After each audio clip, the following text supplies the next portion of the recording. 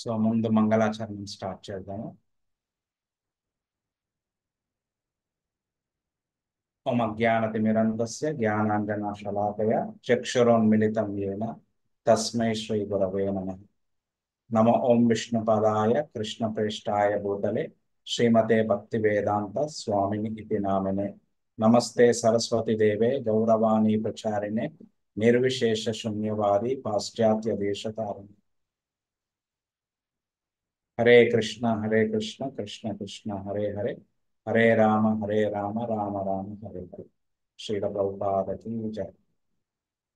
శ్రీరాధా గోవిందజీకి జై. So last క్లాస్లో మనం 4వ అధ్యాయము దివ్య జ్ఞానం గురించి చర్చించుకున్నాము. సో ఆ అధ్యాయంలో 42 శ్లోకాలు ఉండే. అవి ఈ విధంగా, ఓకే, 42 శ్లోకాలు. మొదటి 10 శ్లోకాలలో కృష్ణుడు తన జ్ఞానం కోసం చెప్తాడు, ఆయన ఎందుకు అవతరిస్తాడో వాటి గురించి. 11 నుండి 15 శ్లోకాలలో ఆయన ఎలా ఈ చాతుర్వర్ణ్యం తయారు చేశాడో, ఓకే, అందరూ ఆయన మార్గాన్నే పాటిస్తారన్న విషయం చెప్తారు. 16 నుండి 24లో కర్మ ఏంటి, అకర్మ ఏంటి, వికర్మ ఏంటి, అలానే ఆ కర్మలు ఎలా చేయాలి బంధాలలో పడకుండా అన్న విషయాలు కృష్ణుడు చెప్పాడు. 25 నుండి 33 శ్లోకాలలో అన్ని రకాలైన యజ్ఞాల గురించి చెప్పారు. 34 నుండి 42లో కృష్ణుడు ఎలా ఈ యజ్ఞాలు, ఏ యజ్ఞం మంచిది అన్నది తెలుసుకోవడానికి గురువు దగ్గరికి వెళ్ళి జ్ఞానం తీసుకోవాలి, ఆ జ్ఞానం తీసుకోవడం వల్ల లాభాలు ఏంటన్నది కృష్ణుడు చెప్పారు. హరే కృష్ణ. సో కృష్ణుడు 4వ అధ్యాయంలో ఈ దివ్య జ్ఞానంలో, సో ఎప్పుడైతే మనం కర్మలు చేసినప్పుడు ఆ కర్మల ద్వారా మనకి జ్ఞానము ఎక్కువ వస్తుంది అనమాట. ముందు కొద్ది జ్ఞానంతో కర్మ చేస్తాము, ఆ కర్మ చేసిన తర్వాత ఆ ఎక్స్పీరియన్స్ తోని ఇంకా మన జ్ఞానం పెరుగుతుంది. సో అందుకోసం 3వ అధ్యాయం కర్మయోగ, 4వ అధ్యాయం జ్ఞానయోగ ఆర్ జ్ఞాన కర్మ సన్యాస యోగ అంటారు. ఇక్కడ ప్రభుపాదుల వారు దివ్య జ్ఞానం అని చెప్పారు. సో ఈ అధ్యాయంలో చివరికి 41, 42 శ్లోకాలలో కృష్ణుడు 41లో చెప్పారు యోగ సన్యస్త కర్మాణం. అయితే కృష్ణుడు ఏం చెప్పారంటే భక్తి, ఓకే, యోగ అంటే ఈ భక్తి భావనలో ఉంటూ నువ్వు కర్మలు చెయ్యి. సన్యస్త కర్మాణం అంటే కర్మఫలాలను విడిచిపెట్టు అని చెప్పారు. కానీ అర్జునుడు ఏమన్నా అనుకున్నాడంటే ఈ సన్యస్త కర్మాణం విషయానికి ఆయన అనుకున్నాడు ఈ కర్మల నుండే సన్యాసం తీసుకోవాలనుకున్నాడు. ఓకే, కానీ కృష్ణుడు ఆ విషయం చెప్పలేదు. కానీ 42వ శ్లోకాలు అందుకోసము దీనికి వ్యతిరేకంగా అర్జునుడికి ఏమనిపించిందంటే నువ్వు ఈ శ్లోకాలు సన్యస్త కర్మాణం అని చెప్పావు, మళ్ళీ 42లో ఓకే ఏంటి తస్మాద్ అజ్ఞాన సంభూతం స్థం జ్ఞానాసినాత్మన. సో ఈ జ్ఞాన ఖడ్గముచే, జ్ఞాన ఖడ్గముచే హృదయంలో ఉండే అజ్ఞానాలు అన్నిటినీ తొలగించి, ఓకే, ఈ సంశయాలు అన్నిటినీ తొలగించి లేచి ఉత్తిష్ట లేచి యుద్ధం చెయ్యి అని చెప్తున్నావు. సో ఈ రెండు ఓకే వ్యతిరేకంగా ఉన్నాయి. సో ఆయన అనుకోవడం ఇలా. సో అందుకోసం ఇలా ఆయన ఊహించి 5వ అధ్యాయము, మళ్ళీ ఇది 5వ అధ్యాయం కర్మయోగము కృష్ణ భక్తి భావనలో కర్మ. సో అర్జునుడు ప్రశ్నలు అడుగుతాడనమాట ఈ 5వ అధ్యాయము మొదట్లో. 4వ అధ్యాయంలో అర్జునుడు ప్రశ్నలు ఏం అడగడు. కృష్ణుడు 3వ అధ్యాయాన్ని కొనసాగిస్తూ ఆ కామాన్ని ఎలా జయించాలి ఈ దివ్య జ్ఞానంతో అన్నది విషయాలు చర్చించుకుంటూ వచ్చాడు. సో ఈ 5వ అధ్యాయంలో అందుకోసము 3వ అధ్యాయం కర్మయోగ చేసిన తర్వాత జ్ఞానం వచ్చేస్తుంది. ఆ జ్ఞానంతోని, ఆ దివ్య జ్ఞానంతోని ఇప్పుడు కృష్ణుడిచ్చే ఉపదేశాలతో కర్మ ఎప్పుడైతే చేస్తారో ఆ కర్మలు ఇంకా ఆ కృష్ణ భక్తి భావనలతో కర్మ చేస్తాం. అందుకోసం దీన్ని కర్మ సన్యాస యోగం కూడా అంటారు. 3వ అధ్యాయం కర్మయోగము, 5వ అధ్యాయం కర్మ సన్యాస యోగం కూడా అంటారు. ఓకే. సో శ్లోకముల క్రమము 1 నుండి 6వ శ్లోకాలు నైష్కర్మ్య. సో దీనికి ఎన్నో పేర్లు ఉన్నాయి. కర్మయోగము కూడా అంటారు దీన్ని, భక్తియుక్త సేవ భక్తి యోగ, నైష్కర్మ్యము, బుద్ధి యోగ, ఇవన్నీ వీటి పేర్లు. నైష్కర్మ్య మరియు కర్మ సన్యాసము రెండు శ్రేయోదాయకములే, రెండు లాభదాయకమే. కానీ నైష్కర్మ్య సులభము మరియు సురక్షితం. ఈ విషయము ఈ 6 శ్లోకాలలో కృష్ణుడు మనకు తెలియజేస్తారు. ఓకే. 7 నుండి 13 శ్లోకాలు ఈ నైష్కర్మ్య యొక్క వివరణ, దాని గురించి వివరిస్తారు.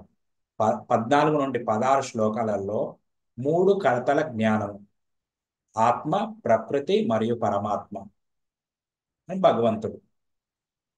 సో ఇక్కడ 3వ అధ్యాయంలో కృష్ణుడు చెప్పాడు, అంతా ప్రకృతే చేస్తుందయ్యా, కానీ జీవే విమూఢాత్మ అనుకుంటాడు. ఓకే, నేనే అన్ని చేస్తున్నానని అనుకుంటాడు. మనము ఆ ఉదాహరణతో చర్చించుకున్నాం అక్కడ. ఓకే, ఎవరన్నా ఒక ఆలుగడ్డ బాయిల్ చేస్తూ ఉంటే, ఫ్రై చేయడం చేస్తూ ఉంటే, వాళ్ళు అనుకుంటారు నేను ఆలు ఫ్రై చేశాను అనుకుంటాం. కానీ అది ఆ ఉదాహరణతో మనం ఎంతో వివరంగా చర్చించుకున్నాం. ఓకే, అది అక్కడ ఏం చెప్పారు కృష్ణుడు, ప్రకృతి చేస్తుందన్నాడు. కానీ ఇక్కడ 3 కడతల గురించి చెప్తారు 14 నుండి 16. 17 నుండి 29లో ఈ 3 కడతల జ్ఞానంతో ఎప్పుడైతే మనము పనులు చేస్తామో అది దాని ద్వారా భగవద్ రాజ్యం అంటే భగవంతుడు లోకానికి ప్రవేశింప ప్రవేశింపగలరు. సో ఇక్కడ కొన్ని పదాలు వస్తాయి. బ్రహ్మము అని వస్తుంది, బ్రహ్మములో ముక్తులవుతారు, బ్రహ్మములో ప్రవేశింతురు, ఇలాంటి ఆ పదాలు వస్తాయి. సో ఈ బ్రహ్మం అనేది ఈ శరీరానికి వర్తిస్తుంది, బ్రహ్మం అన్నది ఆత్మకి వర్తిస్తుంది, బ్రహ్మం అనేది భగవత్ లోకానికి కూడా, భగవంతుడి లోకానికి కూడా వర్తిస్తుంది. అలానే బ్రహ్మం అనేది భగవంతుడికి కూడా ఆ పదము యూజ్ చేస్తారు. కానీ ఏ సందర్భంలో ఉపయోగించారో దాన్ని బట్టి ఆ డెఫినేషన్ చేంజ్ అవుతూ ఉంటుంది, దాని యొక్క అర్థం చేంజ్ అవుతూ ఉంటుంది. సో ఇప్పుడు ఈరోజు మొదటి 6 శ్లోకాలు నైష్కర్మ్య భక్తియుక్త సేవ అంటే భక్తితో సేవ చేయడం, మరియు కర్మ సన్యాసము రెండు శ్రేయదాయకములే, లాభదాయకమే. కానీ నైష్కర్మ్య సులభము మరియు సురక్షితం. 1వ శ్లోక అర్జున ఉవాచ సన్యాసం కర్మణాం కృష్ణ పునర్యోగం చ శంససి యక్షేయేతయోరేకం తన్మే బ్రూహి సునిశ్చితం. సో అర్జునుడు అంటున్నాడు, ఓ కృష్ణ, ఓకే, సన్యాసం కర్మణం, ఓకే, ముందు నువ్వు నన్ను కర్మ సన్యాసం తీసుకోమని చెప్పావు. దాని తర్వాత పునర్యోగం, మళ్ళీ పునః ఏం చెప్పావు, ఓకే, యోగం అంటే కర్మయోగం చేయమని చెప్పావు. యక్ష్రేయ ఏతయోరేకం, ఈ రెండిట్లలో ఏదన్నా, రెండిట్లో ఏది ఉత్తమమో నిశ్చితంగా చెప్పు. అదే ఇప్పుడు 41, 42లో చూసాం కదా, ఈ సన్యస్త కర్మాణాన్ని కర్మ సన్యాసం అనుకున్నావు. ఓకే, ఇక్కడ ఉత్తిష్ట భారత అన్నది లేచి యుద్ధం చేయాలన్నది కర్మయోగ అనుకున్నారు. సో కర్మ సన్యాసం ఉత్తమమా, కర్మయోగం ఉత్తమమా?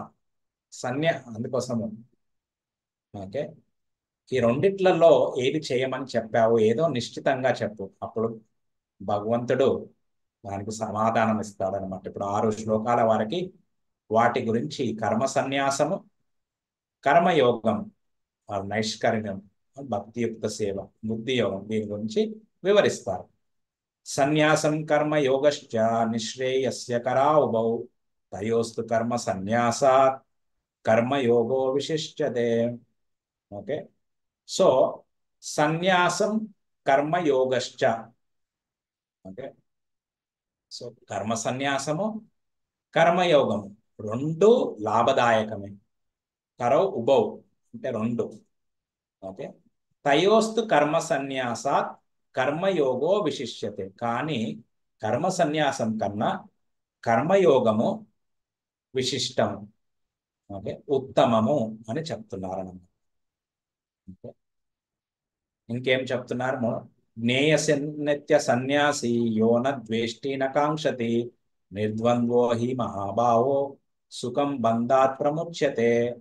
సో ఎవరైతే, ఓకే, ఆ ఈ కర్మ ఫలాలని ద్వేషించరో, కోరుకోరో, వాళ్ళు ఎప్పుడు నిత్య సన్యాసులు, వాళ్ళు ఎప్పుడు సన్యాసులు. ఇది తెలుసుకో.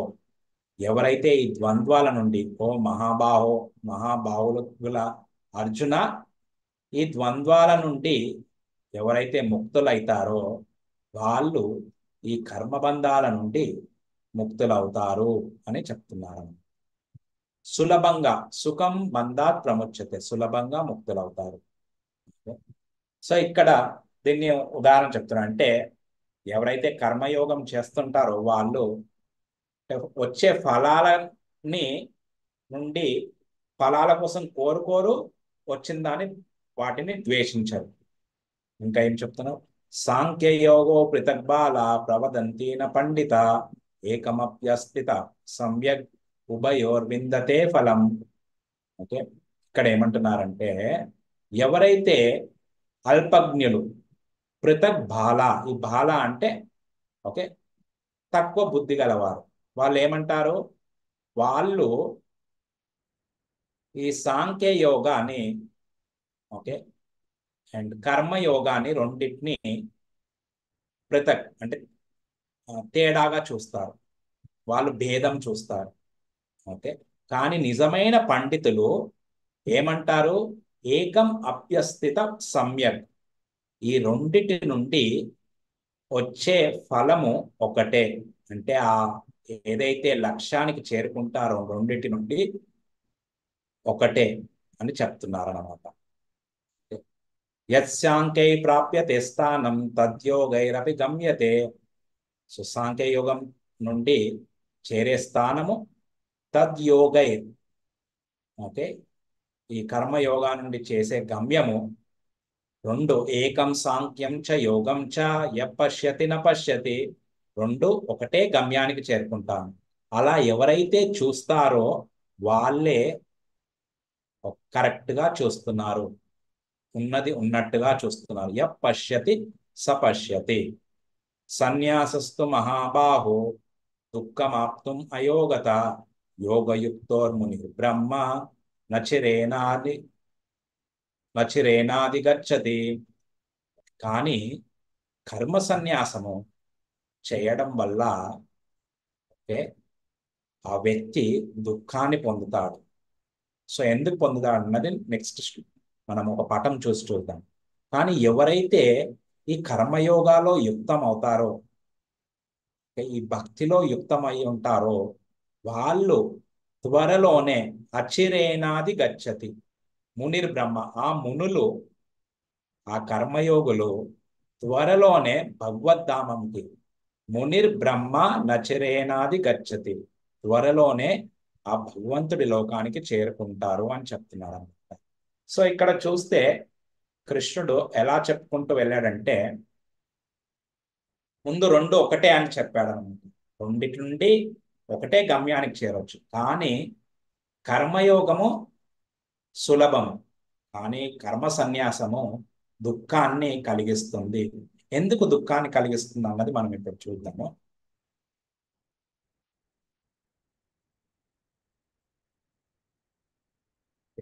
సో ఇక్కడ కర్మయోగ అంటే మనము దీన్ని నైష్కర్మ్య, నిష్కామ కర్మయోగ, బుద్ధి యోగ అని కూడా అంటారు. ఓకే. సో ఇది కృష్ణుడి ప్రసన్నం కోసం ఎప్పుడైతే మనము చేస్తామో దాన్ని భక్తి యోగా కూడా అంటారు. సో కృష్ణుడు మనకి కర్మయోగాన్ని, దీన్ని ఓకే, ఈ కర్మయోగ, ఏ కర్మయోగ చెప్తున్నారు? ఈ భగవంతుడి ప్రసన్నం కోసం చేయడం, కర్మ ఫలాలని ఆశించకుండా చేయడం. దీని శరీరము, మనసు మరియు మాటలు శ్రీకృష్ణుడి సేవలో యుక్తం చేయడం. కర్మణా మనసా వాచ అంటారు. కర్మణ అంటే శరీరము, కాయ మనస వాచ. కాయ అంటే శరీరము, మనస అంటే మనస్సు, వాచ అంటే మాటలు. ఓకే. సో మాటలు అన్నప్పుడు, మాటలు ఉపయోగించినప్పుడు మనం బుద్ధిని ఉపయోగిస్తాము. అవి భగవంతుడి సేవలో ఉపయోగించాలి. సో ఎవరైతే ఈ జ్ఞానయోగం లేకుంటే సాంఖ్య యోగము, కర్మ సన్యాసం ఇది పాటించడానికి, ప్రాక్టీస్ చేయడానికి భౌతిక కోరికలు లేని వాళ్ళే ప్రాక్టీస్ చేయగలుగుతారు ఈ యోగాని. ఓకే.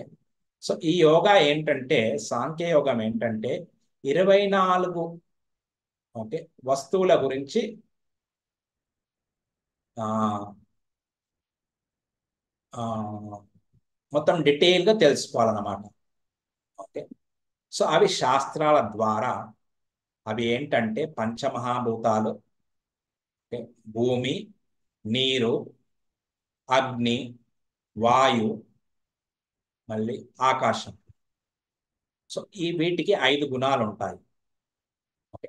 సో ఆకాశానికి చప్పుడు, గాలికి స్పర్శ, అగ్నికి ఆ రంగు, అంటే మళ్ళీ ఆ ఆకారం చూడడానికి, ఎప్పుడైతే అగ్ని ఉంటుందో, లైట్ ఉంటుందో అప్పుడే మనం ఆకారం చూడగలుగుతాం.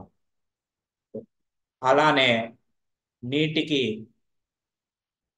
రుచి, అండ్ భూమికి స్మెల్, వాసన. ఈ 5 గుణాలు. ఎప్పుడైతే మనం పైనుండి కిందికి వస్తున్నామో పై దాని గుణాలు కింది దాంట్లో ఉండిపోతాయి అన్నమాట. అంటే ఆకాశానికి ఏం గుణం ఉంటుంది? ఎప్పుడైతే ఖాళీ స్థలం ఉంటుందో అప్పుడే అక్కడ సౌండ్ వెళ్ళగలుగుతుంది అనమాట, ధ్వని వెళ్ళగలుగుతుంది. ఓకే. సో ఆ స్పేస్ లేదనుకోండి, ధ్వని ప్రయాణించదు. సో అప్పుడు మనం గాలికి వచ్చినప్పుడు, గాలికి ధ్వని ఉంటుంది, గుణము అంటే గాలి చప్పుడు వస్తుంది గాలికి. అలానే దాంతో పాటు స్పర్శ, గాలిని మనము ఫీల్ అవ్వగలుగుతాము. స్పర్శ, టచ్, అది ఫీల్ అవ్వగలుగుతాం. అలానే ఆ గాలికి రూపం ఉండదు. కానీ ఎప్పుడైతే అగ్ని వస్తుందో, ఈ వెలుతురు ఉంటుందో అప్పుడే మనము రూపాన్ని చూడగలుగుతాం. సో అగ్నికి మళ్ళీ చప్పుడు ఉంటుంది, స్పర్శ ఉంటుంది, రూపం ఉంటుంది, కానీ దాంట్లో రుచి ఉండదు. సో రుచి అన్నప్పుడు నీరు ఉండాలి. సో ఆ నీరులో 3 పై గుణాలు 3 ఉంటాయి, ప్లస్ రుచి కూడా ఉంటుంది, కానీ దాంట్లో వాసన ఉండదు. సో ఎప్పుడైతే ఈ భూ పదార్థం వస్తుందో అప్పుడు రుచి వస్తుంది. సో ఈ పంచమహాభూతాలు, పంచమహాభూతాలకి 5 గుణాలు.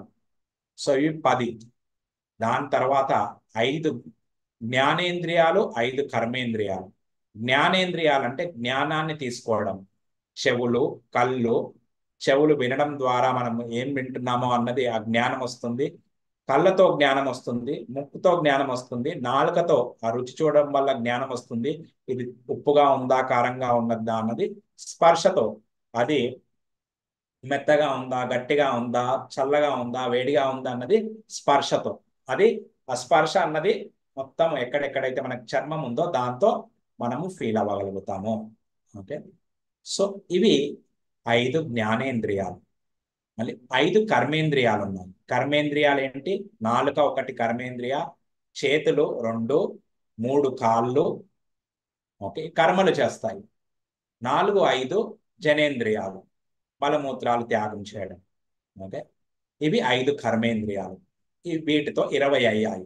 అది కాకుండా సూక్ష్మ శరీరం, ప్రతి జీవికి సూక్ష్మ శరీరం ఉంటుంది. అది మనస్సు, బుద్ధి, అహంకారం.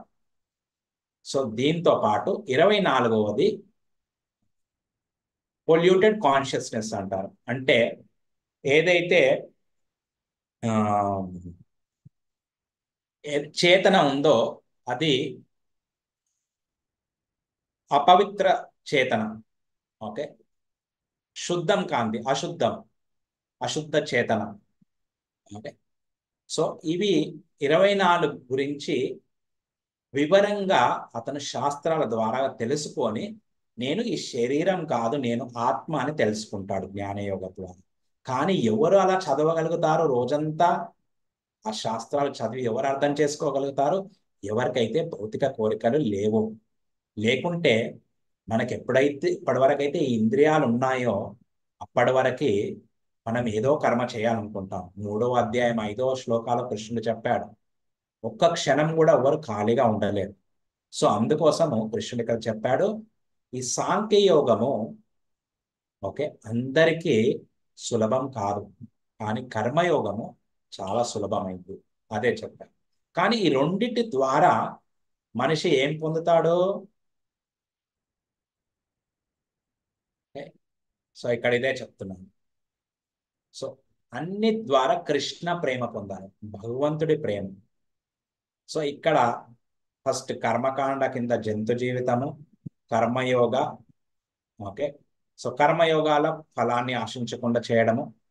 కానీ ఇది ఎప్పుడైతే భగవంతుడి ప్రసన్నం కోసం చేస్తామో దాన్ని భక్తి యోగ అంటారు. సో మనము కృష్ణుడు ఈ కర్మయోగ ఈ భక్తి యోగ గురించి చెప్తున్నాడు. సో కర్మయోగ తర్వాత ఎవరికైతే భౌతిక కోరికలు లేకుండా ఉంటారో వాళ్ళు జ్ఞాన యోగానికి వెళ్తారు. ఇంకా శుద్ధమైన తర్వాత ధ్యాన యోగాకి వెళ్తారు. ఓకే, సో కానీ ఈ అందరూ ఇప్పుడు చూసుకున్నారంటే, ఒక మృగారి అనే ఒక వ్యక్తి ఉండే, అతను అన్ని జంతువులను చంపేవాడు అన్నమాట. అది కూడా సగం చంపేవాడు. నారదముని సాంగత్యంలో భక్తుడి సాంగత్యంకి వచ్చేసి వీళ్ళందరూ భక్తిలోకి వచ్చేసి కృష్ణుడి ప్రేమ పొందారు. ఓకే, ఈ ఉదాహరణలకు ఇవన్నీ భాగవతంలో వస్తాయి. మృగారి ఓకే నారదముని సాంగత్యం తీసుకొని ఆయన భక్తి చేసేసి కృష్ణుడి ప్రేమ పొందారు. అలానే పురంజన ఓకే ఆయన కర్మకాండలు చేసేవారు, ఆయన కూడా నారదముని సాంగత్యం తీసుకొని భక్తి చేసి కృష్ణ ప్రేమ పొందారు. చతుష్కుమారులు ఓకే, సో వీళ్ళు ఎప్పుడైతే కృష్ణుడికి అర్పించిన తులసి ఆ గంధం యొక్క వాసన చూశారో, స్మెల్ చూశారో, దాంతో కృష్ణుడికి విష్ణుకి ఆకర్షితులై భక్తి చేసి స్టార్ట్ చేశారు. అప్పటి వరకు వాళ్ళు జ్ఞాన యోగులు లాగా. తర్వాత ధ్రువ మహారాజు ధ్యాన యోగ చేశారు. ఆయన కూడా నారదుని సాంగత్యంతోనే భక్తి చేసి భగవద్ధామం కృష్ణ ప్రేమని పొందారు. ఓకే, సో కృష్ణుడు అదే చెప్పారు, అన్ని మార్గాల ద్వారా చేసే గమ్యం ఒకటే. ఓకే, ఇక్కడ చూసాం కదా మనము 5వ శ్లోకం, యత్సాంఖ్యే ప్రాప్యతే స్థానం తద్యేవరగపి గమ్యతే. ఎవరైతే అన్ని ఈ యోగాల ద్వారా గమ్యానికి చేరేది ఒకటే. సో ఇప్పుడు 6 శ్లోకాల్లో ఏం చూసాం మనము? ఒకటిది కర్మ సన్యాసం మరియు భక్తి యోగ, రెండిటిలో ఏది శ్రేయమని అర్జునుడు అడిగాడు. 2లో కృష్ణుడు చెప్పారు, 2 మోక్షానికి మంచివే, కానీ భక్తితో కూడిన కర్మ ఉత్తమము. 3వ దాంట్లో చెప్పాడు, కర్మ ఫలాలని ద్వేషించిన వాడు మరియు కోరని వాడు నిత్య సన్యాసి. 4వది, అజ్ఞానులు రెండింటిని భిన్నముగా చూస్తారు. ఓకే, మళ్ళీ 5వ శ్లోకాలు చెప్పారు, సాంఖ్య యోగ మరి భక్తి యోగ ద్వారా చేరే స్థానము ఒకటే. 6వ శ్లోకాలు చెప్పారు, కేవలము సమస్త కర్మలను త్యజించడం ద్వారా దుఃఖమే పొందుతాము. ఎందుకంటే మనకి ఇంద్రియాలు ఉన్నాయి, సో కర్మలు చేయకుండా ఆ ఆత్మశుద్ధి కాంది, ఆత్మ పవిత్రం హృదయం పవిత్రం కాంది ఎప్పుడైతే మనకి ఆ వాసనలు ఉన్నాయో అప్పటి వరకు ఈ జ్ఞానయోగ చేయడము చాలా కష్టం. అందుకోసమే కృష్ణుడు 6లో చెప్పాడు లాస్ట్కి, కర్మయోగానే ఉత్తమము అనేసి, కర్మ సన్యాసం. సో ఇప్పుడు ఈ నైష్కర్మ గురించి వివరిస్తారు. యోగయుక్తో విశుద్ధాత్మ విజితాత్మ జితేంద్రియ సర్వభూతాత్మ భూతాత్మ కుర్వన్నపి నలిప్యతే. ఏమంటున్నా అంటే, ఎవరైతే ఈ భగవంతుడి సేవలో యుక్తమై ఉంటారో వాళ్ళు విశుద్ధాత్మ. ఓకే, వాళ్ళు వాళ్ళ ఇంద్రియాలను వాళ్ళ మనస్సుని నిగ్రహించిన వాళ్ళు. ఓకే, వాళ్ళు భూతాత్మ అంటే అందరి జీవులకు వాళ్ళు ప్రియం, అండ్ వారికి కూడా అన్ని జీవులు వాళ్ళకి కూడా ప్రియం. వాళ్ళు అన్ని కర్మలు చేసినప్పటికీ వాళ్ళు ఆ కర్మ బంధాలలో పడరు అని చెప్తున్నారు. నైవ కించిత్ కరోమి తీ యుక్తో మన్యేత తత్వవిత్. ఓకే, ఇది పెద్ద శ్లోక, ఈ 2 శ్లోకాలు. పశ్యన్ శృణ్వన్ శ్వసన్ జిగ్రన్, అష్నన్, గచ్చన్, స్వపన్, శ్వసన్. ఏమంటున్నారంటే ఇక్కడ ఎవరైతే ఈ కర్మయోగాలో ఉంటారో, భగవంతుడి సేవలో యుక్తమై ఉంటారో, ఆ దివ్య చైతన్యంలో ఉంటారో, వాళ్ళ యొక్క మనస్తత్వం ఎలా ఉంటుందో చెప్తున్నారు అన్నమాట. వాళ్ళు చూస్తున్నప్పుడు వాళ్ళ చూడడము, ఓకే, మళ్ళీ పశ్యన్ అంటే చూడడము, శృణ్వన్ వినడము, స్పర్శన్ అంటే తాకడము, స్పర్శించడము, స్పర్శన్, జిగ్రన్ అంటే వాసన చూడడము, అష్నన్ తినడం, గచ్చన్ నడిచేటప్పుడు, శ్వసన్ శ్వాస తీసుకునేటప్పుడు, ఓకే, ఇవన్నీ చేసేటప్పుడు యుక్తో మన్యేత తత్వవిత్. ఓకే, సో ఆయన ఏమో ఆలోచిస్తాడు అవన్నీ, ఓకే, అవన్నీ చేస్తున్నప్పటికీ కూడా అతని మనసులో నేనేమీ చేయట్లేదు. ఈ కార్యాలన్నీ చేసేటప్పుడు అతను ఏమనుకుంటాడు, నేను నైవ కించిత్ కరోమీతి, ఆ భావంతో ఉంటాను, నేనేమి చేయట్లేదు. అలా ఎందుకంటే ప్రలపన్, విసృజన్, గృహ్ణన్, నిమిషన్ ఉన్మిషన్ నిమిషన్ అపి ఇంద్రియాని ఇంద్రియార్థేషు వర్తంత ఇది ధారయన్. ఎందుకంటే ప్రలపన్ అంటే మాట్లాడేటప్పుడు, విసృజన్ అంటే మలమూత్రాలు త్యాగం చేసేటప్పుడు, గృహణన్ ఏదన్నా తీసుకునే అప్పుడు, ఉన్మిషన్ నిమిషన్ కళ్ళు తెరిచినప్పుడు కళ్ళు మూసినప్పుడు అతను ఏం ఆలోచిస్తున్నాడు, ఆ ఇంద్రియాలు ఇంద్రియ పదార్థాలతోని యుక్తమై ఉన్నాయి, ఓకే, నేనేమి చేయట్లేదు అని ఆ భావనతో ఉంటాడు.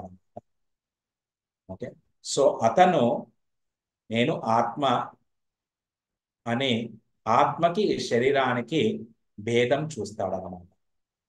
ఓకే, మనం అంటే కృష్ణుడు చెప్పాడు కదా 2వ అధ్యాయంలో, నువ్వు శరీరం కాదయ్యా ఆత్మ అనేసి. సో ఈ ఆత్మలో, ఈ దివ్య చైతన్యంలో, ఈ కృష్ణ భక్తి భావనలో ఉన్న వ్యక్తి ఆయన మనస్తత్వం ఎలా ఉంటుందో ఇక్కడ చెప్తుంది.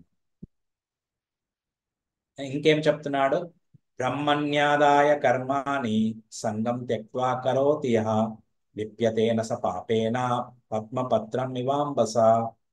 సో ఆయన కర్మలన్నీ ఎప్పుడైతే భగవంతుడికి సమర్పిస్తాడో, ఓకే, సంగం త్యక్వా కరోతి యః, ఓకే, సో ఆయన అన్ని ఆ సాంగత్వం నుండి, కర్మఫలాల నుండి ఆ సంగత్వము విడిచిపెట్టి ఎలా ఉంటాడు, ఎలా అయితే తామర అంటే పద్మ ఈ లోటస్ పువ్వు ఆకు ఉంటుంది కదా, ఆ ఆకు ఎలా అయితే నీటితో ప్రభావితం కాదో అలానే అతను ఆ కర్మ ఫలాల నుండి వచ్చే పాపముతో ఆయన బద్ధుడు కాడు, ప్రభావితుడు కాడు అని చెప్తున్నాడు.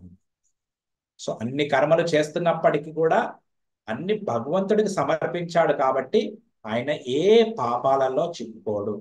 అర్జునుడికి ప్రశ్నలుండే, నేను చేసే పనులు కరెక్టా కాదా అని. నెక్స్ట్, కాయేన మనసా బుద్ధ్యా కేవలై ఇంద్రియైరపి యోగిన కర్మ కుర్వంతి సంగం త్యక్త్వా ఆత్మశుద్ధయే.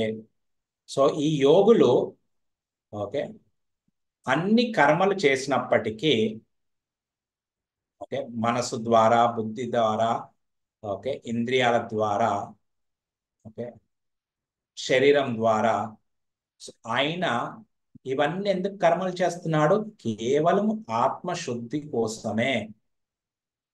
కాయ మనస బుద్ధ్య కేవలైర్ ఇంద్రియరపి.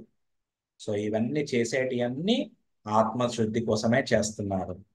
ఓకే, ఇంకా యుక్త కర్మ ఫలం త్యక్వా శాంతి మాప్నోతి నైష్టికిం అయుక్త కామకారేణ ఫలోసక్తే నిబధ్యతే. సో ఎవరైతే ఈ ఈ రకంగా కర్మలు చేస్తారో, ఓకే, ఈ కర్మయోగాలు, ఈ భక్తి యోగా కర్మలు చేస్తారో, కర్మ ఫలాలని త్యజిస్తారో, వాళ్ళు నిర్మలమైన శాంతిని పొందుతారు. కానీ ఎవరైతే అయుక్త కామకారేణ వాళ్ళ లాభం కోసమే కర్మలు చేస్తారో ఆ కర్మ ఫలాలలో బద్ధులవుతారు. ఆ ఆసక్తితో కర్మఫలం ఆసక్తితో చేసేవాళ్ళు బద్ధులవుతారు. ఇంకేం చెప్తారు? సర్వకర్మాణి మనసా సన్యస్యాస్తే సుఖం వశి నమద్వారే పురే దేహి నైవ కుర్వన్న కారయన్. సో అతను ఈ దేహదారులు అంటే ఈ దేహాన్ని, ఒక దేహదారులు అంటే ఆత్మ ఈ దేహాన్ని తీసుకున్నవారు. ఓకే. సో వాళ్ళు అన్ని కర్మలు చేస్తున్నప్పటికీ అతను మనస్సు ద్వారా ఏమనుకుంటాడు? నేనేమి కర్మలు చేయట్లేదు. ఓకే. మనస్సు ద్వారా అన్ని కర్మలు త్యజిస్తున్నాడు. అంటే మానసికంగా ఏమి, ఇప్పుడు మనం ముందే చూసాం 8-9లో అతను ఏమనుకుంటారా? ఓకే, ఇంద్రియాలు ఇంద్రియ పదార్థాలతోని ఓకే యుక్తమై ఉన్నాయి అనుకుంటున్నాం. సో అలా ఉన్న వాళ్ళు ఓకే అన్ని కర్మలు చేస్తున్నప్పటికీ ఈ ఈ నవద్వారే పురే దేహి. ఓకే, ఈ దేహం ఎలాంటిది? 9 రంధ్రాలు ఉన్నాయంట, 9 గేట్స్ ఉన్నాయి. నవద్వారే పురే. ఓకే, దీన్ని సిటీ ఆఫ్ 9 గేట్స్ అంటారు. పురే అంటే సిటీ. ఓకే, నవద్వారే 9 రంధ్రాల శరీరం అన్నమాట. సో ఇందులో ఉంటున్నా కానీ ఈ భావనతో ఉన్న వాళ్ళు సుఖంగా ఉంటారు. ఓకే. సో నవద్వారాలు అంటే 2 చెవులు ఇక్కడ, 2 ఓకే ఇక్కడ, 2 2 4 5 6 7 మళ్ళీ జనేంద్రియాలు, మలమూత్రాలు త్యాగం చేస్తుంది. సో ఇలా ఇక్కడ తలలో 7 ఓకే, మళ్ళీ మలమూత్రాలు త్యాగం చేసేది 8 9. ఈ 9 ద్వారాలుండే పురి ఈ దేహం, దీంట్లో ఆత్మ ఉందన్నమాట. ఈ భావంతో ఉన్నప్పుడు ఆ ఆత్మ సుఖంగా ఉంటుంది అని చెప్తుంది. సో 7వ శ్లోకంలో ఎలా అతను అందరికీ ప్రియము, ఈ రకంగా ఎప్పుడైతే కర్మలు చేస్తాడో అతను అందరికీ ప్రియము, అతనికి అందరూ ప్రియము. ఓకే. 8-9లో అతను చెప్పాడు అన్ని పనులు చేస్తున్నా అని ఇంద్రియాలు తమకు సంబంధించిన విషయాలలో నెలకొని ఉన్నాయి అని భావిస్తాడు. ఓకే. 10వది తామరాకుతో పోల్చారు. ఎలా అయితే తామరాకు ఆ నీటితో కలవదో తడవదో ఆ రకంగా అన్ని పనులు చేస్తున్నా కానీ అతను ఈ పాపానికి బద్ధుడు కాదు, ప్రభావితుడు కాడు. సో 11వది శుద్ధపడే అన్ని కర్మలు ఎందుకు చేస్తున్నాడు? కేవలం ఆత్మశుద్ధి కోసమే చేస్తాడు. 12లో ఏం చెప్పారైతే ఎవరైతే భగవంతుడితో సంబంధించి కర్మలు చేస్తారో వాళ్ళు నిర్మలమైన శాంతిని పొందుతారు. కానీ ఎవరైతే అలా భగవంతుడి సంబంధం లేకుండా కర్మలు చేస్తారో వాళ్ళు ఏమన్నారు? ఈ కర్మ ఫలాలలో బద్ధులవుతారు. 12లో చెప్పారు. 13లో ఈ నవద్వారే పురే దేహి గురించి చెప్పారు. సో 14 నుండి 16లో 3 కర్తల గురించి చెప్తున్నారు అన్నమాట. సో ఇక్కడ 14 శ్లోకాల్లో ఏం చెప్తున్నారంటే నా కర్తృత్వం నా కర్మ అని లోకస్య సృజ్యతే ప్రభు నా కర్మఫల సంయోగం స్వభావస్తు ప్రవర్తతే. సో ప్రభు అంటే ఈ దేహాన్ని దేహానికి ఎవరైతే ప్రభు అంటే ఆత్మ. సో ఈ ఆత్మ ఏ కర్మలు చెయ్యదు, అలానే ఏ కర్మలు తయారు చేయదు, అలానే ఎవరిని కర్మలు చేయడానికి ప్రేరేపించదు. ఓకే. అలానే ఏ కర్మ ఫలాలు కూడా తయారు చేయదు. ఇదంతా ప్రకృతి స్వభావస్తు ప్రవర్తతే, ఇదంతా ప్రకృతియే చేస్తుంది అని కృష్ణుడు చెప్తున్నాడు. సో 14 ఫస్ట్ ప్రకృతి గురించి చెప్తున్నారు. నాదత్తే కస్యచిత్ పాపం నచైవ సుకృతిం విభు అగ్నేనావృతం జ్ఞానం తేన ముయ్యంతి జంతవ. విభు అంటే భగవంతుడు. భగవంతుడు ఎవరి పాపాలు తీసుకోడు, అలానే ఎవరి పుణ్యాలు తీసుకోడు. సో ఇది జంతవ అంటే జీవులు ఓకే వారి అజ్ఞానము చేత కప్పబడి వాళ్ళు మోహితులవుతారు.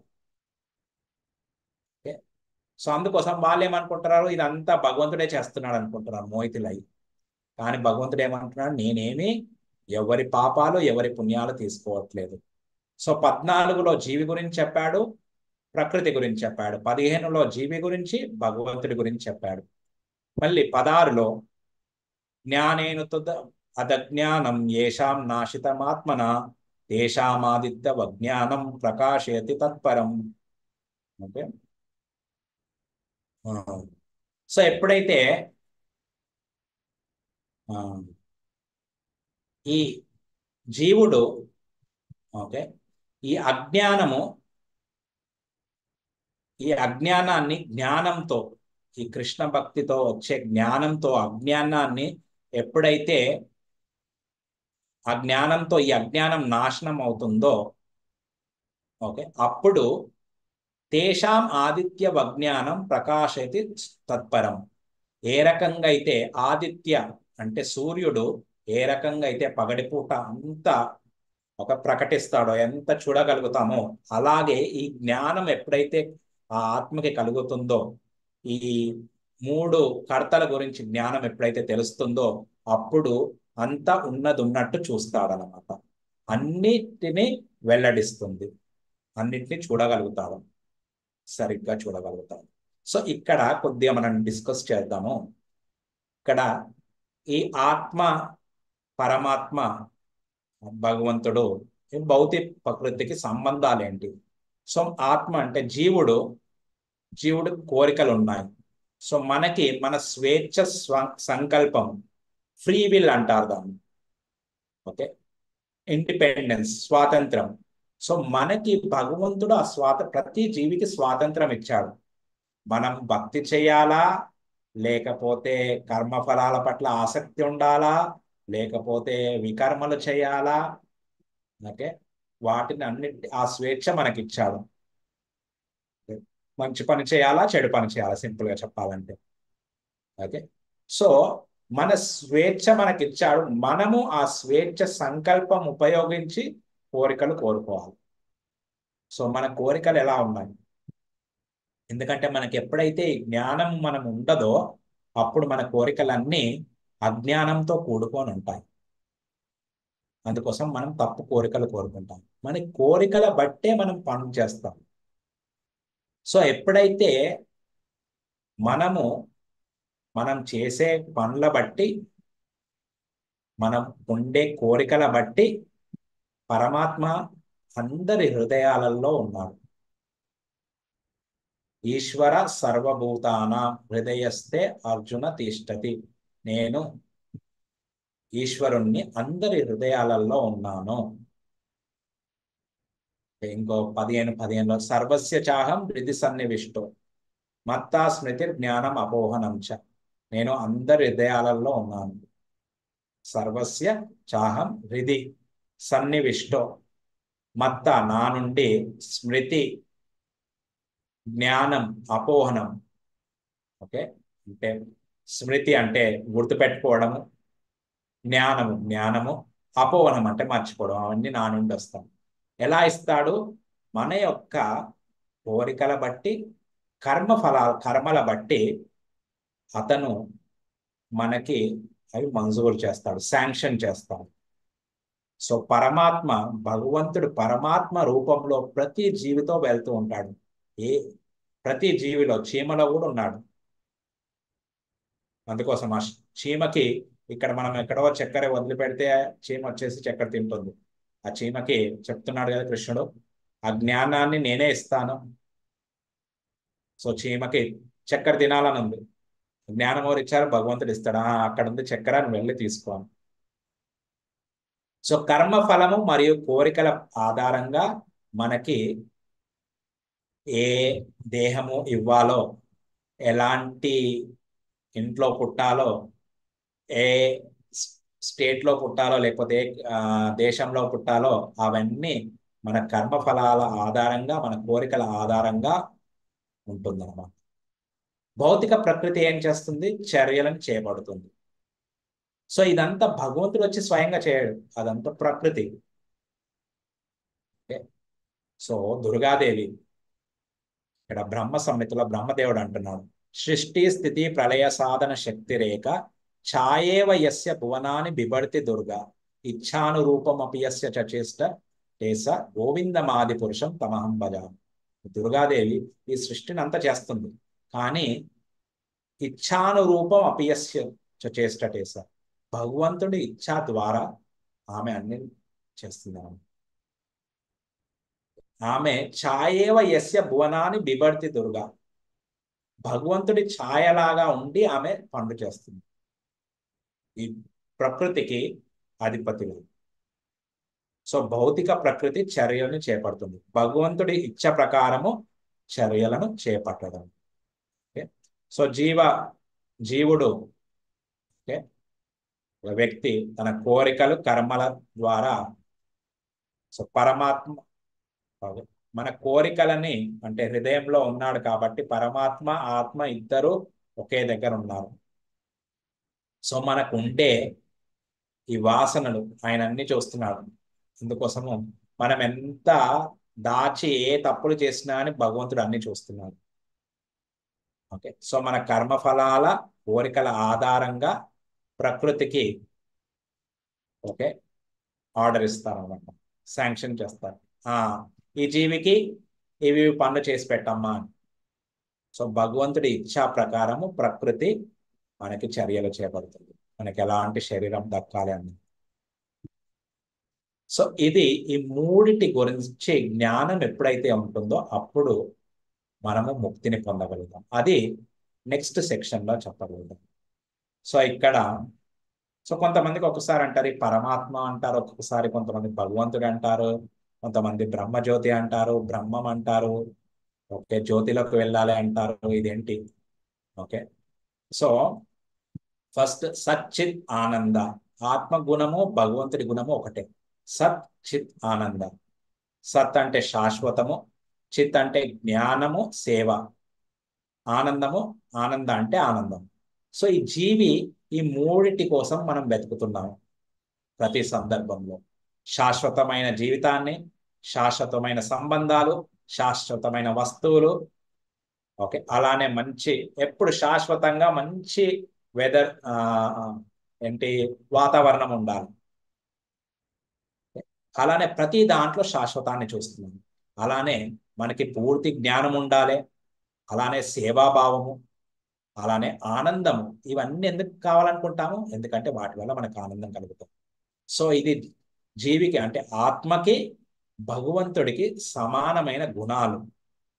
కానీ భగవంతుడు పొందే ఆనందము, భగవంతుడికి ఉండే జ్ఞానము, జీవికి ఉండే జ్ఞానము చాలా, అంటే నీటి బొట్టుకి సముద్రం నీరుకి అంత తేడా అన్నమాట.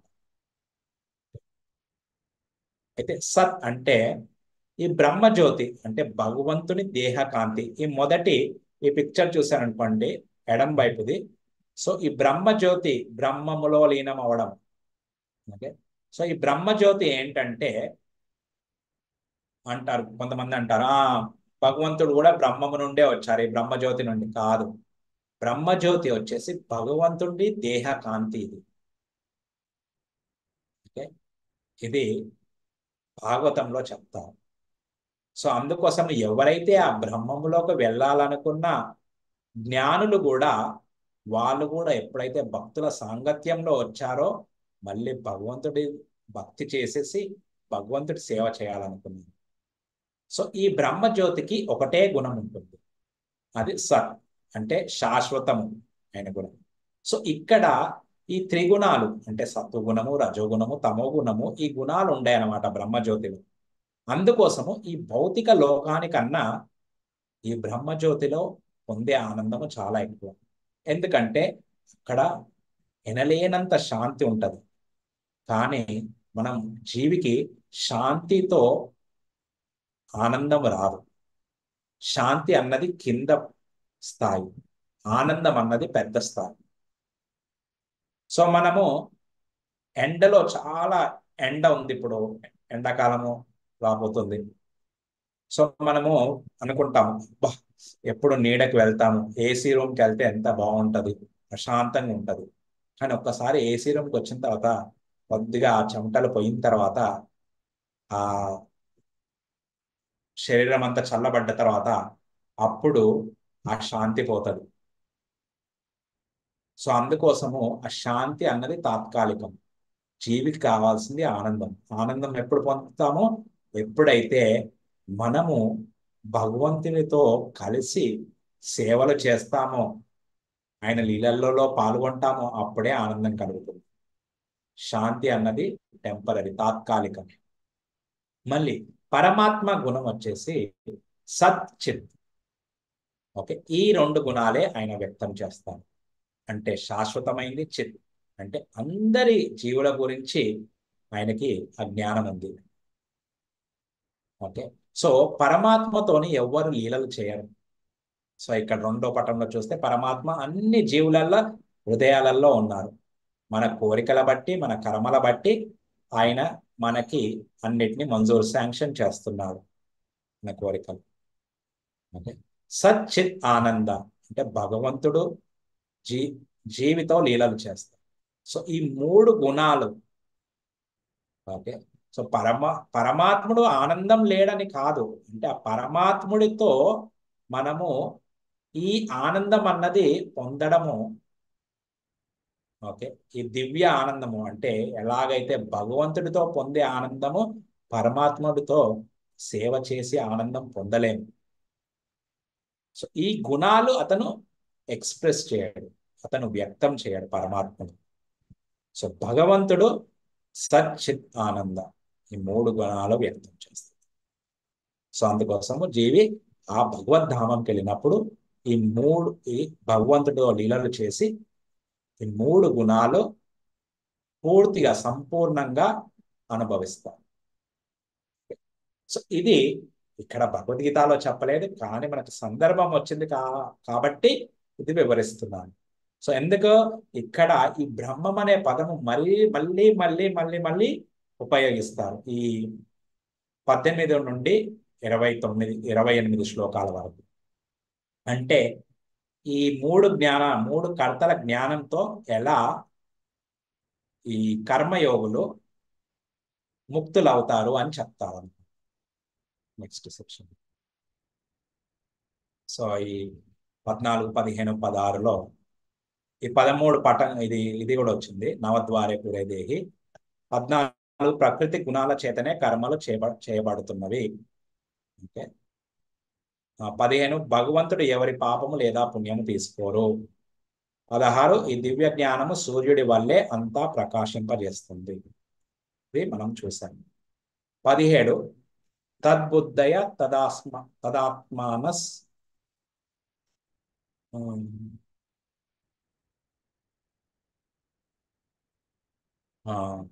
తన్నిష్ట తత్పరాయణ గచ్చంతి ఆవృత్తిం జ్ఞాన నిర్ధూత కల్మషం.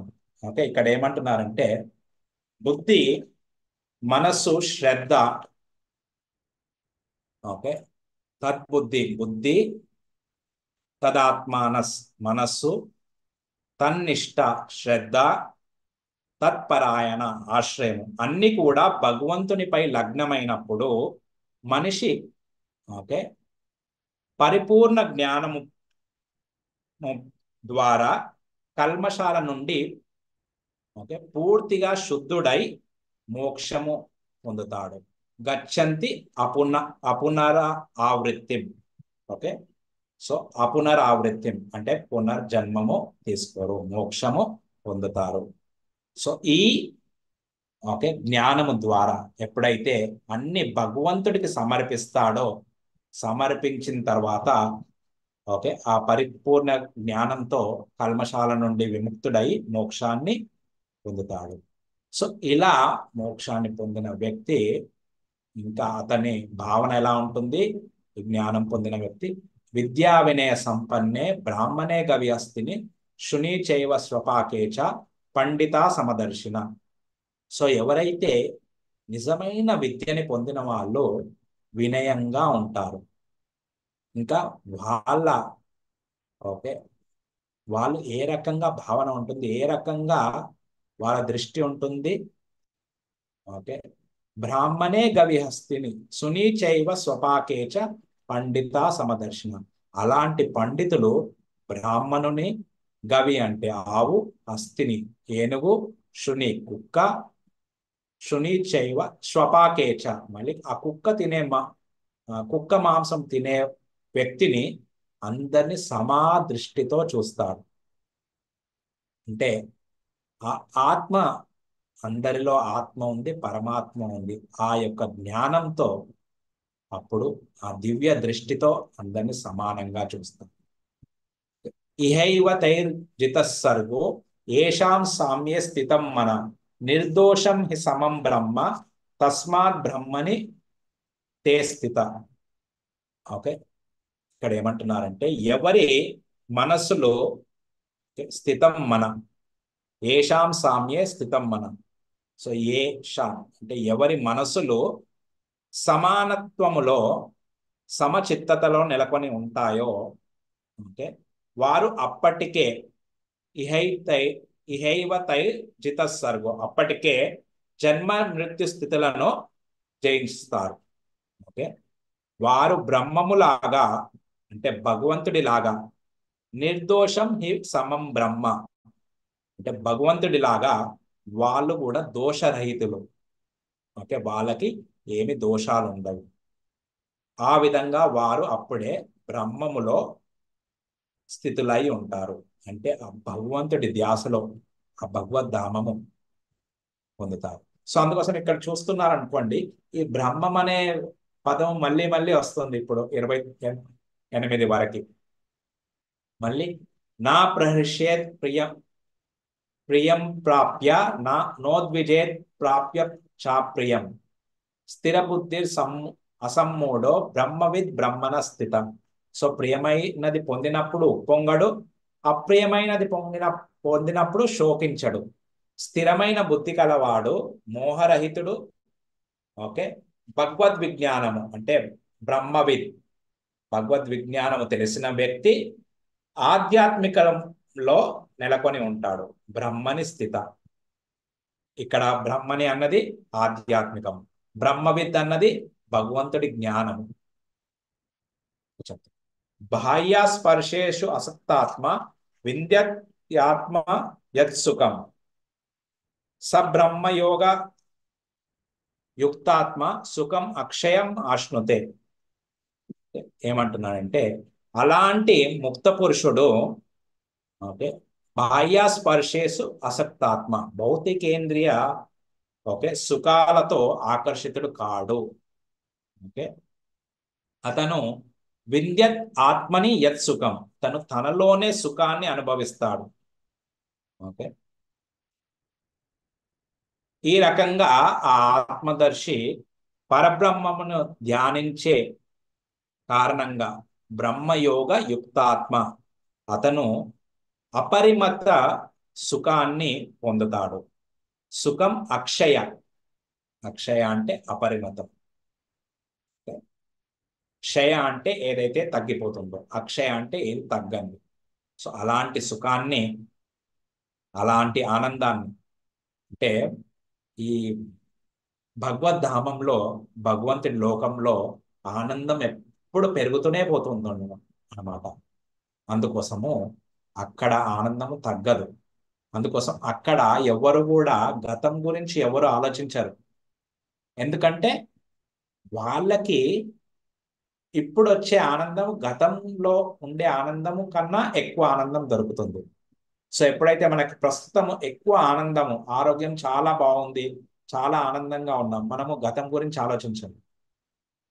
అలానే రేపు వచ్చే ఆనందం ఇంకా ఎక్కువ ఉంటుంది, అప్పుడు ఈ రోజు గురించి ఆలోచించము. సో నిన్నటి దానికన్నా ఈ రోజు ఎక్కువ ఆనందం దొరికితే నిన్నటిదే ఆలోచించము, రేపటిది కూడా ఆలోచించము. ఎందుకంటే ఈ రోజు ఎక్కువ దొరుకుతుందని దాంట్లోనే మునిగిపోయి ఉంటాం. ఓకే, సో అందుకోసము అతనికి అలాంటి ఆనందం పొందుతాడు అని చెప్తాను. ఓకే, ఇంకా మళ్ళీ ఇక్కడ ఆనందం ఏంటయ్యా అని విపరీతమైన ఏ సంస్పర్శజాభోగ దుఃఖయోనయ ఏవతే ఆద్యంతవంత కౌంతేయ నతేషు రమతే బుధ. ఓకే, ఏ సంస్పర్శజాభోగ, ఈ భౌతికేంద్రియాలతో మనకి ఏదైతే భోగం వస్తుందో అది భోగం కాదు. అది దుఃఖానికే దారితీస్తుంది. ఓకే, దానికి బుద్ధిమంతులైన వాళ్ళు ఆ భోగంలో నెలకొనరు. ఓకే, ఆ భోగాన్ని ఆస్వాదించారు. నతేషు రమతే బుధ. ఎందుకంటే ఆ భోగం ఎలాంటిది? ఆది అంతమంత కౌంతేయ. దానికి మొదలుంటుంది, అంతం ఉంటుంది. ఎప్పుడు ఎల్లాకాలం ఉండదు. చూడండి అక్కడ సుఖం ఎలాంటిది? సుఖం అక్షయ అశ్నుతే. అక్కడ సుఖము అక్షయం. కానీ ఇక్కడ మనకి భౌతికేంద్రియాలతో పొందే సుఖము, దానికి మొదలుంటుంది, అంతం ఉంటుంది. మనం ఎంతో, అందుకోసమే కృష్ణుడు చెప్పాడు, ప్రజహాతి యథా కామాన్ సర్వాన్ పార్థ మనోగత. 2వ అధ్యాయము 54లో, 54 మరి 55లో చెప్తారు. ఓకే, అర్జునుడు ప్రశ్న అడిగినప్పుడు స్థిత ప్రజ్ఞ గురించి చెప్పినప్పుడు మొదటి శ్లోక అయితే చెప్తారు. ఓకే, సర్వాన్ పార్థ మనోగత. అన్ని ఈ కామ కోరికలన్నీ వదిలిపెట్టు. ఎందుకంటే ఇవన్నీ ఓన్లీ మనసులోనే ఉద్భవిస్తున్నాయి. మనసులో మనం ఎంతైతే అనుకుంటున్నామో భోగం చేస్తామని అంత మనకి దొరకదు. అందుకోసమే అది దుఃఖానికే దారితీస్తుంది. దానికి ఆది ఉంటుంది, అంతం ఉంటుంది. అందుకోసం బుద్ధిమంతులు ఆ భౌతికేంద్రియాలతో వచ్చే సుఖాన్ని ఆస్వాదించాలి. అందుకోసము ఏమవుతుంది? అతను ఆ ఆత్మలోనే నెలకొనడం అనడం ఏంటి? ఆ ఆధ్యాత్మిక కార్యాలు చేస్తూ దాని నుండి ఆనందం పొందడం. సో ఇప్పుడు ఒక పటం మనం చూస్తాము. ఒక్కొక్క ఇంద్రియాలతోని ఒక్కొక్క జీవి ఎలా ఈ ప్రపంచంలో బద్దులైపోతారు అది చూస్తాం. సో ఫస్ట్ ఈ లైట్ పురుగులు. ఓకే, సో లైట్ ఆన్ చేయగానే కొన్ని వర్షాకాలంలో పురుగులు వస్తాయి. సో అవి లైట్ ఆన్ చేయగానే లైట్కి వెళ్ళి, ఓకే, ఆ కళ్ళకి ఆ లైట్ని చూస్తే చాలా ఆకర్షితమైంది. సో అది ఆ బల్బు చాలా వేడిగా ఉంటుంది. లేకపోతే మీరు ల్యాంటర్న్ పెట్టారనుకోండి, ఆ ల్యాంటర్న్ కూడా చాలా వేడిగా ఉంటుంది. ఓకే, మళ్ళీ దీపం కూడా, ఆ దీపంకి కూడా వచ్చి, ఓకే, దానికి ఆ దీపంకి టచ్ అయిపోయి చనిపోతాయి. కానీ చాలా ఆ కళ్ళతోని ఆకర్షితులు అయిపోతారనమాట ఆ జీవులు, ఆ పురుగులు. సో ఇది కళ్ళతో ఆకర్షమయ్యి అలా చనిపోతారు. ఓకే, దుఃఖాన్ని పొందుతారు. జింక, జింక చెవులు. సో వేటగాడు ఏం చేస్తాడంటే మంచి, ఓకే, మ్యూజిక్, ఓకే, పెట్టి ఈ జింకని ఆకర్షిస్తాడనమాట. సో జింక ఎప్పుడైతే ఏదైనా మంచి మ్యూజిక్ వస్తూ ఉంటే అది కదలకుండా అలానే నిల్చుండిపోతుంది. సో ఇది చెవులతో బంధంలో పడిపోతుంది అన్నమాట. అలా వేటగాడు ఆ జింకని పట్టుకోగలుగుతాడు. మూడవది వాసనతో ఈ కందిరిగా, తేనీగా. సో సూర్యోదయం అయినప్పుడు కొన్ని పూలు వికసిస్తాయి, అలా సూర్యాస్తమం అయినప్పుడు మూసుకుపోతాయి. కానీ ఆ తేనీగ, ఆ కందిరీగ ఏమవుతుంది? దాని లోపల వెళ్ళి కూర్చుంటుంది అనమాట. సో ఆ స్మెల్కి, అది ఆ స్మెల్లే సూర్యాస్తమం అయిన తర్వాత మూసుకుపోయిన తర్వాత ఆ స్మెల్తోనే చనిపోతుంది. సో ముక్కుతోని బంధంలో పడిపోతుంది. నాలుగవది చేప, రుచితో. ఓకే, సో చేప అన్ని తింటుంది అనమాట. సో అందుకోసం చిన్న ముక్క కోసం అది బంధంలో పడిపోతుంది. ఐదవది, ఓ, ఇక్కడ ఆ ఐదవది వచ్చేసి ఏనుగు, స్పర్శతో. సో ఏనుగుని బంధించాలంటే, ఓకే, ఒక మగ ఏనుగుని బంధించాలంటే ఒక ట్రైనింగ్ చేసేసి ఆడేనుగులు ఉంటాయన్నమాట. సో ఆ ఆడేనుగులు మగ ఏనుగుని తీసుకెళ్లి ఒక గొయ్యి పక్క నుండి తీసుకెళ్తాయి. సో ఆ మగవేను వెళ్ళిపోయి ఆ గొయ్యిలో పడిపోతాయి అన్నమాట, ఆ రంధ్రంలో పడిపోతాయి. ఆ రకంగా పడిపోయిన ఏనుగుని ఎన్నో రోజులు ఉపవాసం పెట్టి దాన్ని బంధించి ఆ సర్కస్ లోకి అలా తీసుకెళ్లిపోతారు, జూ పార్క్ లోకి అలా. సో స్పర్శతోని ఇలా ఏనుగు బంధింపబడిపోతుంది. కానీ ఇలా ఒక్కొక్క జీవికి ఒక్కొక్క ఇంద్రియము ప్రమాదం. కానీ మనిషికి ఈ 5 ఇంద్రియాలు ప్రమాదం. ఈ 5 ఇంద్రియాలతో 5 ఇంద్రియాలు 5 దిక్కుల మనల్ని లాగేస్తూ ఉన్నాయి. అందుకోసము కృష్ణుడు 2వ అధ్యాయంలో 3వ అధ్యాయంలో ఇంద్రియాల కోసము ప్రమాదకరమైన స్థితి కోసము ఎంతో చెప్పాడు. మళ్ళీ 6వ అధ్యాయంలో కూడా చెప్తాడు కొద్దిగా. ఈ ఇంద్రియాలు మొత్తం భగవద్గీతలో ఎప్పుడు చెప్తాడు. అందుకోసము ఈ కామం అన్నది ఇంద్రియాలలో ఉంది, మనసులో ఉంది, బుద్ధిలో ఉంది, అన్ని చోట్ల నివసిస్తూ ఉందన్నమాట. ఓకే. సో అందుకోసం ఈ కామాన్ని జయించడానికి దివ్య జ్ఞానం కావాలనేసి కృష్ణుడు 4వ అధ్యాయం చెప్పారు. సో ఇప్పుడు ఏం చెప్తున్నారు? సో ఎవరైతే బుద్ధిమంతుడో, అందుకోసం ఈ దివ్య జ్ఞానం తర్వాత బుద్ధి వస్తుందో, ఇలాంటి అల్ప సుఖాలలో ఆనందం తీసుకోడు. మళ్ళీ 23లో ఏం చెప్తున్నాడు? శక్నోతి ఇహైవ యశోడం ప్రాక్ శరీర విమోక్షణాత్ కామక్రోధ భవం వేగం సయుక్త ససుఖీ నర. ఓకే. సో ఎప్పుడైతే ఈ ప్రస్తుత ఈ ప్రస్తుత దేహాన్ని విడిచిపెట్టడానికి ముందే మనిషి భౌతికేంద్రియ వేగాలను సహించగలిగితే, ఓకే, షోడం అంటే సహించడం. శక్నోతి ఇహైవ షోడం ప్రాక్ శరీర విమోక్షణ. సో మనం మోక్షాన్ని పొందక ముందుకే ఈ ఇంద్రియాలను, అయితే ఈ భౌతికేంద్రియాలను జయించాలన్నమాట. మళ్ళీ ఇంకా వేటింటి కామ క్రోధోద్భవం వేగం సయుక్త ససుఖీ నర. అలానే కామక్రోధ వేగాలను ఆపగలిగితే ఈ జగత్తులో, ఈ లోకంలో సుఖంగా ఆ జీవుడు ఉండగలుగుతాడు. మళ్ళీ ఓకే, ఇంకేం చెప్తున్నారు? 24 యో అంత సుఖోంతరారామ రామస్తరాంతర్జ్యోతిరేవయ సయోగి బ్రహ్మ నిర్వాణం బ్రహ్మభూతోది గచ్చతి. ఎవరి సుఖము లోపలే ఉన్నదో, ఎవరు తన లోపలే ఉత్సాహంగా ఉండి ఆనందిస్తాడో, ఎవరి లక్ష్యము అంతర్ముఖంగా ఉన్నదో, ఓకే, అతడే నిజానికి పరిపూర్ణ యోగి. ఓకే, ఇక్కడ చెప్తాడు యో అంత సుఖోంతరారామ తదాంస్తర్ జ్యోతిర్ ఏవైహ సయోగి బ్రహ్మ నిర్వాణం బ్రహ్మభూతోది గచ్చతి. అతడు బ్రహ్మలో ముక్తుడై చివరకు బ్రహ్మముని పొందుతాడు. అంటే ఆ భగవద్ధామాన్ని పొందుతాడు. బ్రహ్మములో యుక్తుడై అంటే ఆ భగవత్ సేవలో యుక్తుడై భగవంతుని పొందుతాడు. అతనే నిజమైన యోగి. సో ముందే చెప్తాడు, ఎవరి ఆనందము ఆత్మలో ఉండాలి, ఆత్మ కార్యాలలో. మళ్ళీ 25లో లభంతే బ్రహ్మ నిర్వాణం ఋషయ క్షీణ కల్మష చిన్వద్వైద్వా యతాత్మానం సర్వభూత హితేరత. ఓకే, చిన్నద్వైద్వ, ఓకే, సందేహాల నుండి ఉత్పన్నమయ్యే ద్వంద్వాలను, ఓకే, అతీతులైన వారు, ఓకే, మనస్సుని అంతరములనే నెలకొన్నవారు, యథాత్మాన, ఓకే, ఈ ద్వంద్వాల నుండి ముక్తులైన వారు, మనస్సుని అంతరంలో నెలకొన్నవారు, సర్వభూత హితేరత, అన్ని జీవులకు హితము చేకూర్చేవాళ్ళు ఎల్లప్పుడూ. ఓకే, వాళ్ళు ఏమవుతుంది? క్షీణ కల్మషం అంటే అన్ని పాపాల నుండి విముక్తులై, ఓకే, వాళ్ళు ఏం పొందుతారు? బ్రహ్మ నిర్వాణం, ఆ బ్రహ్మములో ముక్తిని పొందుతారు. మళ్ళీ ఇంకేమంటున్నారు?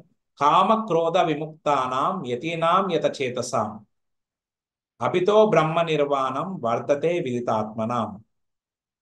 క్రోధ కోపము నుండి, ఓకే, కామం అంటే సమస్త భౌతిక కోరికల నుండి ఎవరైతే విముక్తులయ్యారో, ఓకే, అలాంటి ఆత్మదర్శులు యత చేతసాం మనస్సును నిగ్రహించి, ఓకే, ఎవరైతే, ఓకే, వర్తతే విదితాత్మనాం పూర్ణత్వాన్ని పొందటానికి ఎప్పుడు ప్రయత్నిస్తుంటారో, అభితో బ్రహ్మ నిర్వాణం అంటే త్వరలోనే ఆ బ్రహ్మని, ఓకే, భగవంతుణ్ణి, ఓకే, ఆ ముక్తిని పొందుతారు.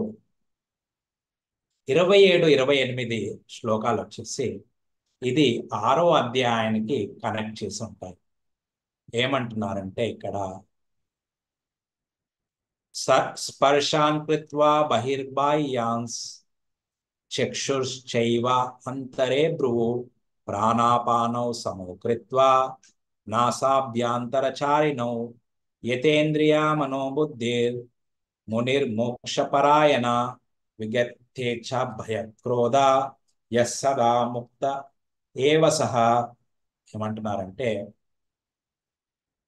స్పర్శాన్ కృత్వా బహిర్బాహ్యాన్. ఓకే, బాహ్యాన్ అంటే బహిర్బాహ్యాన్, ఈ బాహ్య ఇంద్రియాలను, ఓకే, ఆ బాహ్యేంద్రియ వస్తువులను అంటే ఈ ఇంద్రియ వస్తువులు అంటే ఈ భోగాన్నిచ్చే వస్తువులని ఎవరైతే త్యజిస్తారో, ఓకే, మళ్ళీ చక్షుశ్చైవ అంతరో భ్రువు, కళ్ళని కన్ను బొమ్మల మధ్యల కేంద్రీకరించి వాటిపైన ధ్యాస పెట్టి, ఓకే, మళ్ళీ ఏమంటున్నారు ఇంకా ప్రాణాపానో సమౌ కృత్వా నాసాభ్యాంతర చారిణం. ఎవరైతే ఈ శ్వాసని, ఓకే, ప్రాణవాయు అపానవాయు అంటే ఉచ్ఛ్వాస నిశ్వాస అంటే ఊపిరి పీల్చడము బయటికి వదలడము, ఈ శ్వాసని నాసికంలో ఎవరైతే నెలకొల్పుతారో, వాళ్ళు అలానే, ఓకే, నిలిపి ఉంచుతారో, ఓకే, ఆ విధంగా ఉంచి యతేంద్రియ మనోబుద్ధి మునిర్మోక్ష పరాయణ, ఆ విధంగా మనస్సుని బుద్ధిని ఇంద్రియాలను నిగ్రహించి, ఓకే,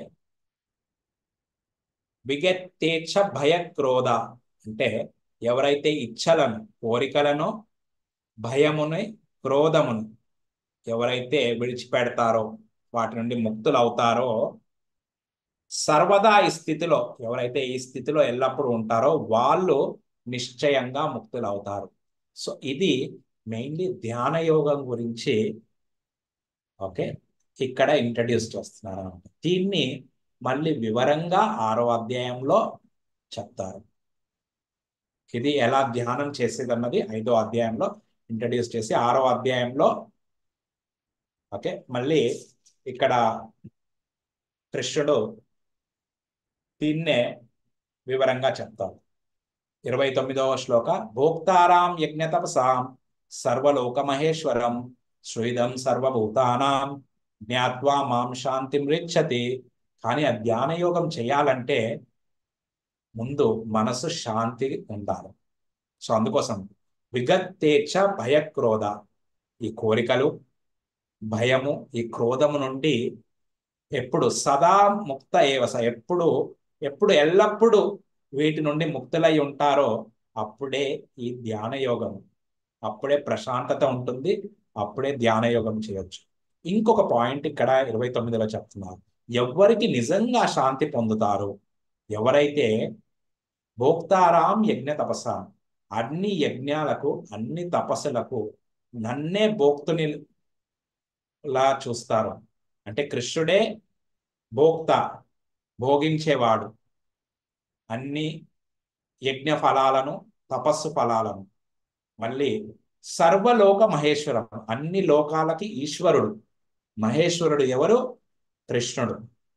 సుహృదం సర్వభూతానాం, అన్ని జీవులకు సుహృదం, ఓకే, 3 స్నేహితుడు, మిత్రుడు, సుహృదుడు. సుహృదుడు అన్నది చాలా పెద్ద పదం అన్నమాట.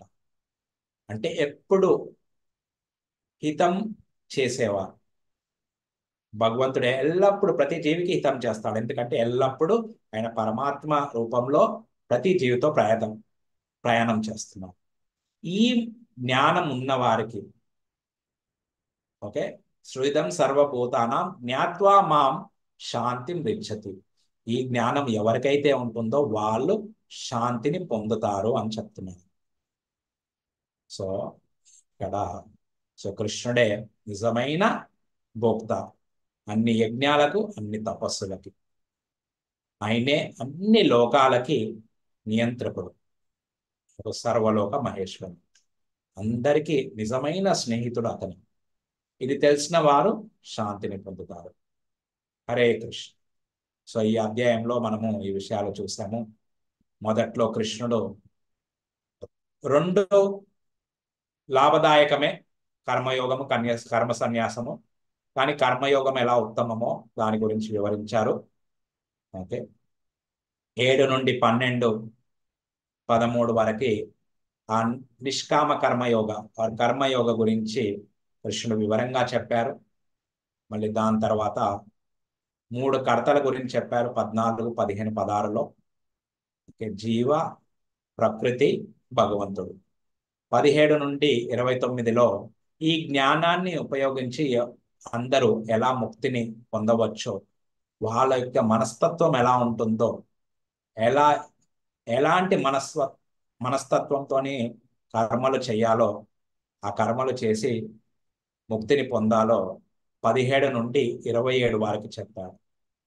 26 వరకు చెప్పాడు. 27, 28లో ధ్యాన యోగం గురించి చిన్నగా చెప్పారు. ఓకే, ఇంట్రడ్యూస్ చేస్తున్నారు 6వ అధ్యాయానికి. 29లో అసలైన శాంతిని పొందాలంటే శాంతిని పొందాలంటే దానికి సలహా ఇస్తున్నారు. ఎప్పుడైతే కృష్ణుడే భోక్త, కృష్ణుడే ఈశ్వరుడు, కృష్ణుడే అన్ని లోకాలకు ప్రొప్రైటర్, కంట్రోలర్, ప్రొప్రైటర్, ఎంజాయర్ అంటారు ఇంగ్లీష్లో. సో అది తెలిసిన వ్యక్తి మళ్ళీ అందరి జీవులకి హితుడు, మిత్రుడు ఆయన్ని. అది తెలిసిన వ్యక్తి నిజమైన శాంతిని పొందుతాడు.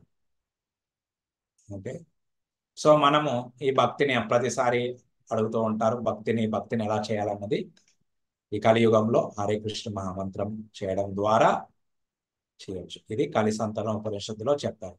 ఓకే, మళ్ళీ బృహద్ నారదీయ ఉపనిషత్తులు పురాణంలో కూడా ఇది చెప్పారు. హరేర్నామ హరేర్నామ హరేర్నామ ఇవ కేవలం కలవు నాస్తేవ గతిరమ్యత. సో కలియుగం అంటే ఎప్పుడు తగాదా ఉంటుంది, గొడవ, మళ్ళీ కపటము, లోపల ఒకటి బయటికి ఒకటి. సో దీని నుండి బయటపడాలంటే భగవంతుడి పవిత్ర నామాలను జపించాలి. సో అది ఏం జపించమని చెప్పారు కలిసంతరణోపనిషత్తులో? హరే కృష్ణ కృష్ణ కృష్ణ హరే హరే, హరే రామ రామ రామ హరే. భాగవతంలో కూడా ఇదే చెప్పారు. కలియుగంలో కలే దోషం ఇదే రాజం. సముద్రం అన్ని దోషాలు ఉన్నాయి, కానీ అస్తి ఏకో మహద్గుణం, ఒకటే మంచి గుణం ఉంది. కీర్తనాదేవ కృష్ణస్య ముక్త సంగ పరం భజత్. భగవంతుడి కీర్తనలు చేసేసి ముక్తిని పొందవచ్చు. సో అందుకోసము ఇక్కడ 5వ అధ్యాయంలో కృష్ణ భక్తి భావనతో కర్మలు ఎలా చేయాలి. మళ్ళీ ఇంకేం చెప్పారు? కృతయుగంలో ధ్యానం చేసేవాళ్ళు, అంటే సత్యుగంలో, త్రేతాయుగంలో యజ్ఞాలు చేసేవారు, ద్వాపర యుగంలో అర్చన విధి చేసేవారు, కలియుగంలో కీర్తనం.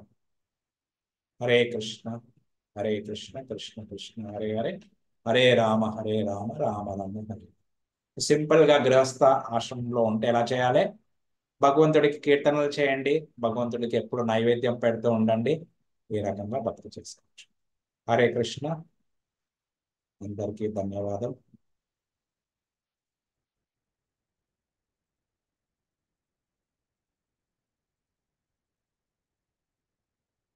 సో ఎవరికన్నా ప్రశ్నలు ఉన్నాయా?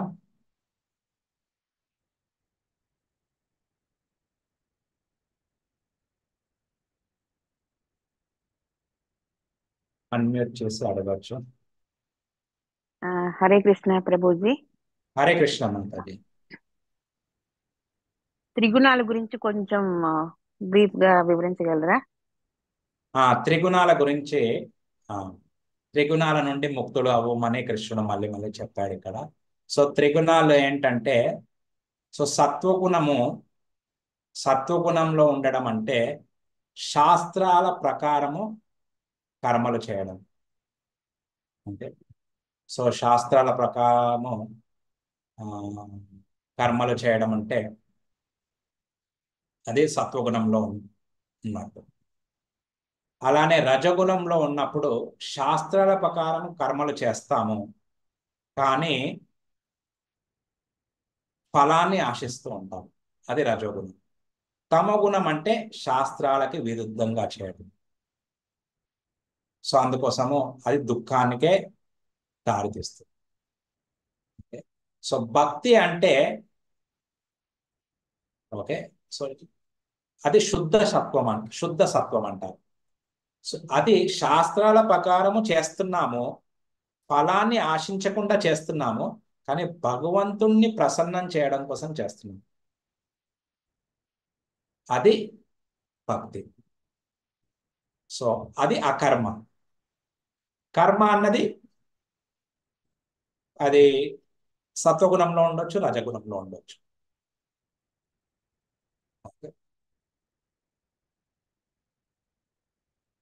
హరే కృష్ణ.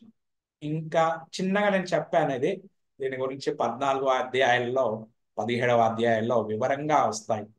మన ఆహారం ఎలా, ఆహారాలు తీసుకుంటాము, వాళ్ళ గుణాలు ఎలా ఉంటాయి, వాళ్ళ జ్ఞానం ఎలా ఉంటది, వాళ్ళ క్రియలు ఎలా ఉంటాయి, వాళ్ళ అండర్స్టాండింగ్ అంటే ఆలోచించడం ఎలా ఉంటది, అర్థం చేసుకోవడాలు ఎలా ఉంటాయి, వాళ్ళ డిటర్మినేషన్ ధైర్యం ఎలా ఉంటది, వాటి గురించి వివరంగా కృష్ణుడు చెప్తారు. ఈ గుణంలో సత్వగుణంలో ఉన్న వాళ్ళు ఇలా ఉంటారు, రజగుణంలో ఇలా ఉండే వాళ్ళు ఇలా ఉంటారు, తమగుణంలో ఉండే వాళ్ళు ఇలా. సో మనము చిన్నగా అర్థం చేసుకోవాలంటే శాస్త్రం ప్రకారం చేయడము, కర్మఫలాన్ని ఆశించకుండా చేయడము సత్వగుణం, శాస్త్రం ప్రకారం చేయడము, కర్మఫలాన్ని ఆశించడము రజోగుణం, శాస్త్రం ప్రకారం చేయకపోవడము తమోగుణం. ఉత్తమమైంది శాస్త్ర ప్రకారం చేయడము, భగవంతుడి ప్రసన్నం కోసం చేయడం. అందుకోసము ఇక్కడ 3వ అధ్యాయం నుండి కృష్ణుడు అదే చెప్తున్నాడు, యజ్ఞము యజ్ఞము యజ్ఞము అంటున్నాడు. అంటే వేరే వాళ్ళ ప్రసన్నం కోసం. ఎప్పుడైతే భగవంతుడి ప్రసన్నం కోసం చేస్తామో, ఆ విష్ణుమూర్తి ప్రసన్నం కోసం చేస్తామో, భగవత్ లోకానికి వెళ్తాం, ఆయన లోకాన్ని చేరుకుంటాం, ఆయన గురించి ఎప్పుడైతే జ్ఞానం వస్తుంది. అందుకోసం ఈ ముక్తి, ఈ లోకాన్ని నుండి ముక్తులు అవ్వమంటాం. మళ్ళీ ముందు లాస్ట్ టైం మాటలు చెప్పారు కదా. ఓకే, మనం ఎప్పుడైతే ఆ ఇక్కడ కృష్ణుడు చెప్తాడనమాట, యాంతి దేవా వృతా దేవాన్ పితృన్ యాంతి పితృవతాన్ భూతాని యాంతి భూతేజ్య ఆ యాంతి మాం యాజినోపి మాం. అది లాస్ట్ లైన్ గుర్తు రావట్లేదు. సో ఎవరైతే దేవతలను పూజిస్తారో వాళ్ళు దేవత లోకానికి వెళ్తారు, ఎవరైతే పితృలను పూజిస్తారో వాళ్ళు పితృలోకానికి వెళ్తారు, ఎవరైతే భూత ప్రేతాలను పూజిస్తారో వాళ్ళు భూత ప్రేత లోకాలకు వెళ్తారు. కానీ ఎవరైతే నన్ను పూజిస్తారో నా లోకానికి వస్తారు. కానీ ఆయన లోకానికి వెళ్తే సుఖం అక్షయం, ఆ ఆనందము అక్షయం, ఎల్లప్పుడు పెరుగుతూనే ఉంటుంది అక్కడ. సో ఈ రోజు మనం కొద్దిగా మనం చూసుకుంటే, నాకు కూడా ఆ లాస్ట్ శ్లోకాస్ చూసుకుంటే నాకు కూడా కొద్దిగా కష్టంగా ఉండే. ప్రతి దాంట్లో బ్రహ్మము బ్రహ్మము సేమ్ వర్డ్స్ వస్తాయి, సేమ్ పదాలు వస్తాయి. ఓకే, నాకు కూడా అవి వివరించడానికి కొద్దిగా కష్టంగా ఉంది. సో కానీ మనం ఏంటంటే, ఎందుకంటే ఇది ఆ చెప్పే అప్పుడు కొద్ది అందరికీ, అందుకోసము ఆ పదాలు ఎన్నో అర్థాలు ఉంటాయి కాబట్టి అందరూ వేరే వేరే అర్థాలు తీసుకుంటారు. అందుకోసం ఎన్నో సంప్రదాయాలు అయిపోతాయి అన్నమాట. కానీ మనం ఎప్పుడైతే ఒక్కొక్క అధ్యాయం మంచిగా శ్రద్ధగా వింటూ ఉంటామో, ఓకే, తీరిగ్గా వింటూ ఉంటామో, మళ్ళీ మళ్ళీ చదువుతామో, అలానే ఈ హరినామము జపిస్తూ ఉంటామో, భగవంతుడికి సేవ చేస్తూ ఉంటే దాని యొక్క అర్థము లోతుగా మనం అర్థం చేసుకోవచ్చు. హరే కృష్ణ. ఏమో అమ్మ, నేను చెప్పింది మీకు ఎంత చేరిందో నాకు తెలియదు.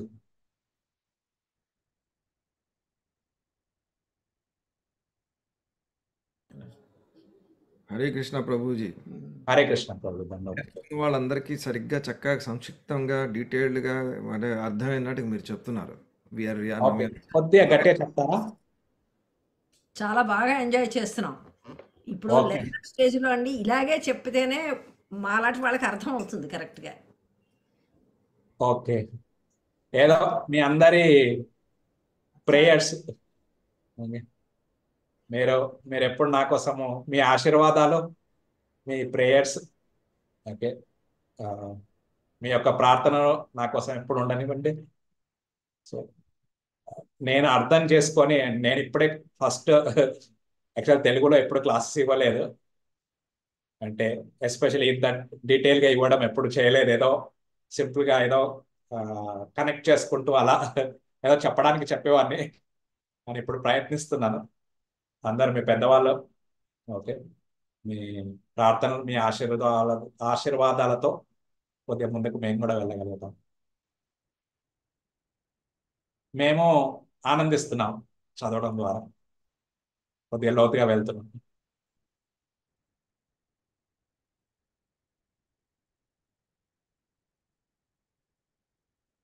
ఈరోజు ప్రభు రాలేదా? ఇప్పుడు రే- ప్రసాద్ ప్రభు. ప్రభుజీ నమస్కారం. హరే కృష్ణ. హరే కృష్ణ. మీ ప్రశ్న ఆ, కోసం వెయిట్ చేస్తుంటాం. అయ్యో అయ్యో, నేను ఆ, ఈ ఈ ఈ అధ్యాయం నేను పూర్తిగా చదవలేదు. మామూలుగా అయితే ఒకసారి చదువుకుంటాను మీరు చెప్పే ముందు. ఇవాళ ఓకే. చదవడం కుదరలేదు. కానీ ఒక సాధారణ సందేహం నాకు వచ్చింది ఏంటంటే, ఉమ్, ఆత్మ పరమాత్మలో ఒక భాగం అంటాం కదా, అవును. అన్ని ఆత్మలు కూడా పరమాత్మ యొక్క అంశలే అంటాం కదా. ఉమ్, ఆత్మకు నాశనం లేదు ఉమ్. కాబట్టి ఆత్మ ఎప్పుడో ఒకప్పుడు పరమాత్మలో కలిసిపోవాల్సిందే కదా. ఆ, ఒక్క నిమిషం ప్రభు, కొద్దిగా ఫ్యాన్ ఆఫ్ చేస్తాను.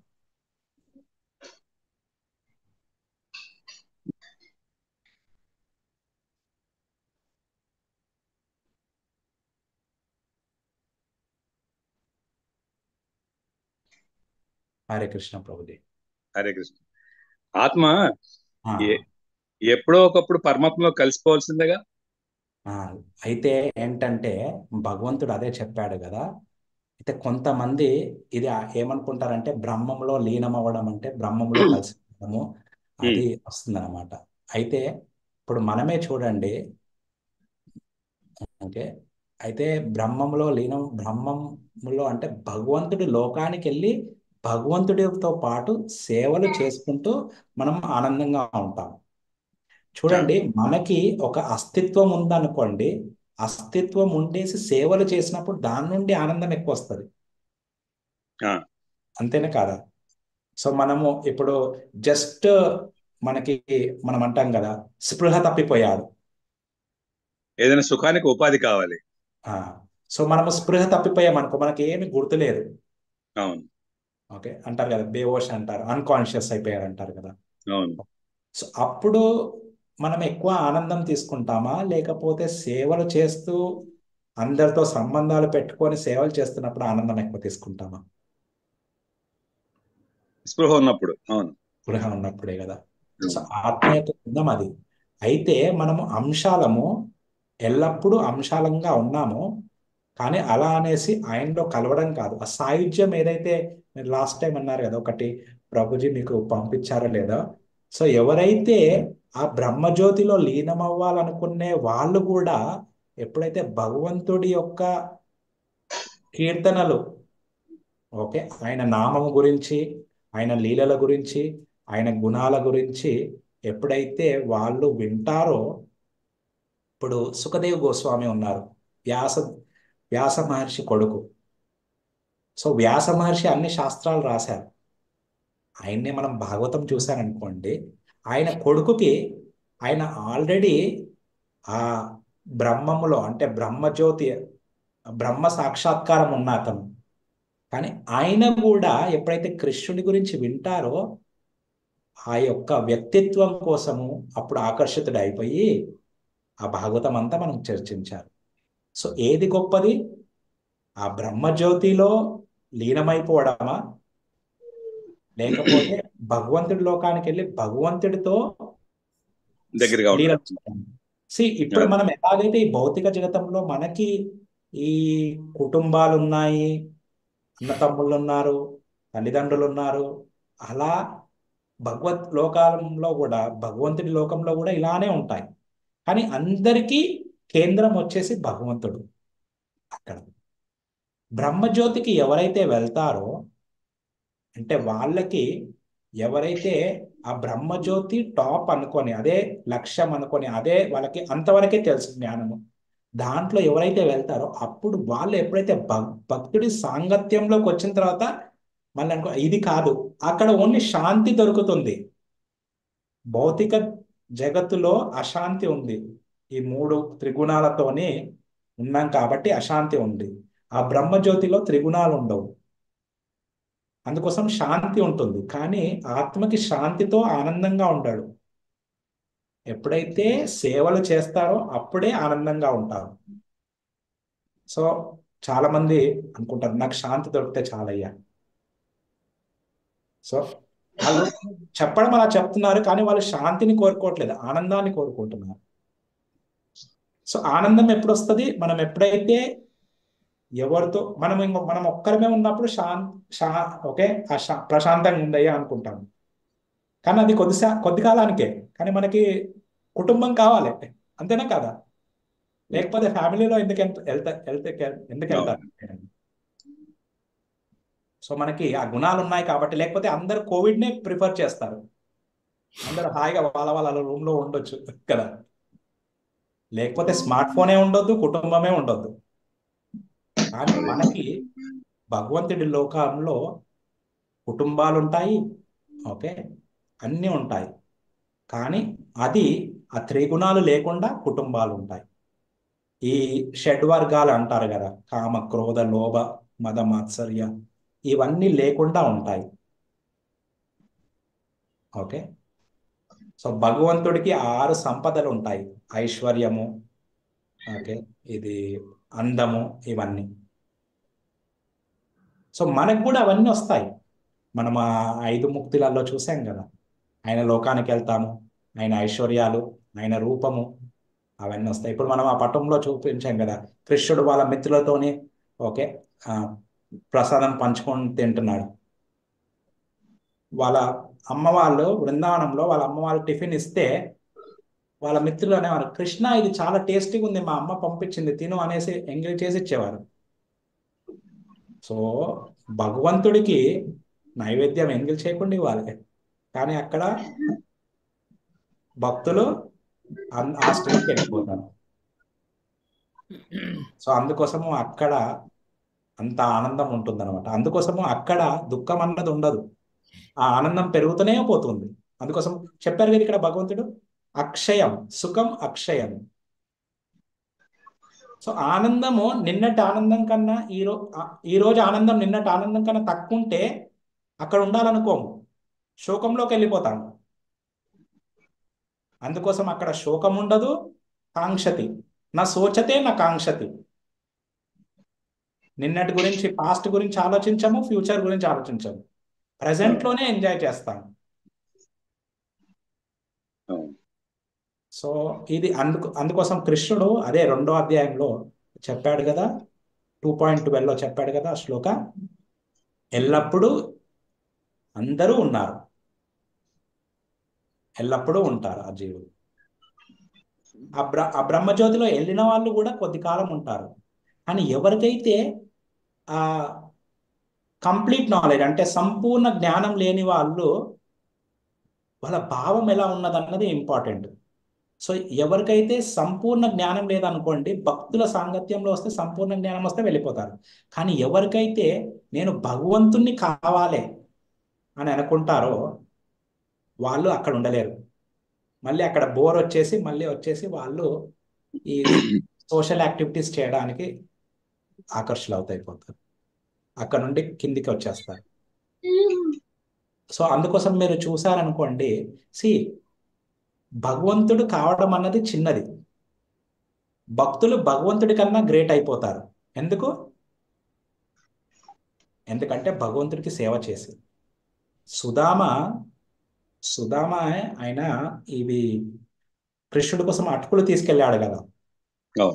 అయితే కృష్ణుడికి అటుకులు ఇచ్చినప్పుడు ఆయన ఇవ్వద్దు అనుకున్నాడు, ఏమో తీసుకొచ్చావు నాకు ఇవ్వట్లేదు అని అంటాడు భాగవతంలో. సో తీసుకుంటాడు. తీసుకున్న తర్వాత అప్పుడు కృష్ణుడు సందేహిస్తాడు, అయ్యో ఆయన దగ్గర లేనిది నాకు ఇచ్చాడు. వాళ్ళ ఆవిడ పక్కింటి వాళ్ళ దగ్గర 3-4 దగ్గర వెళ్ళి అడుక్కొని తీసుకొచ్చి అటుకులు ఇచ్చింది.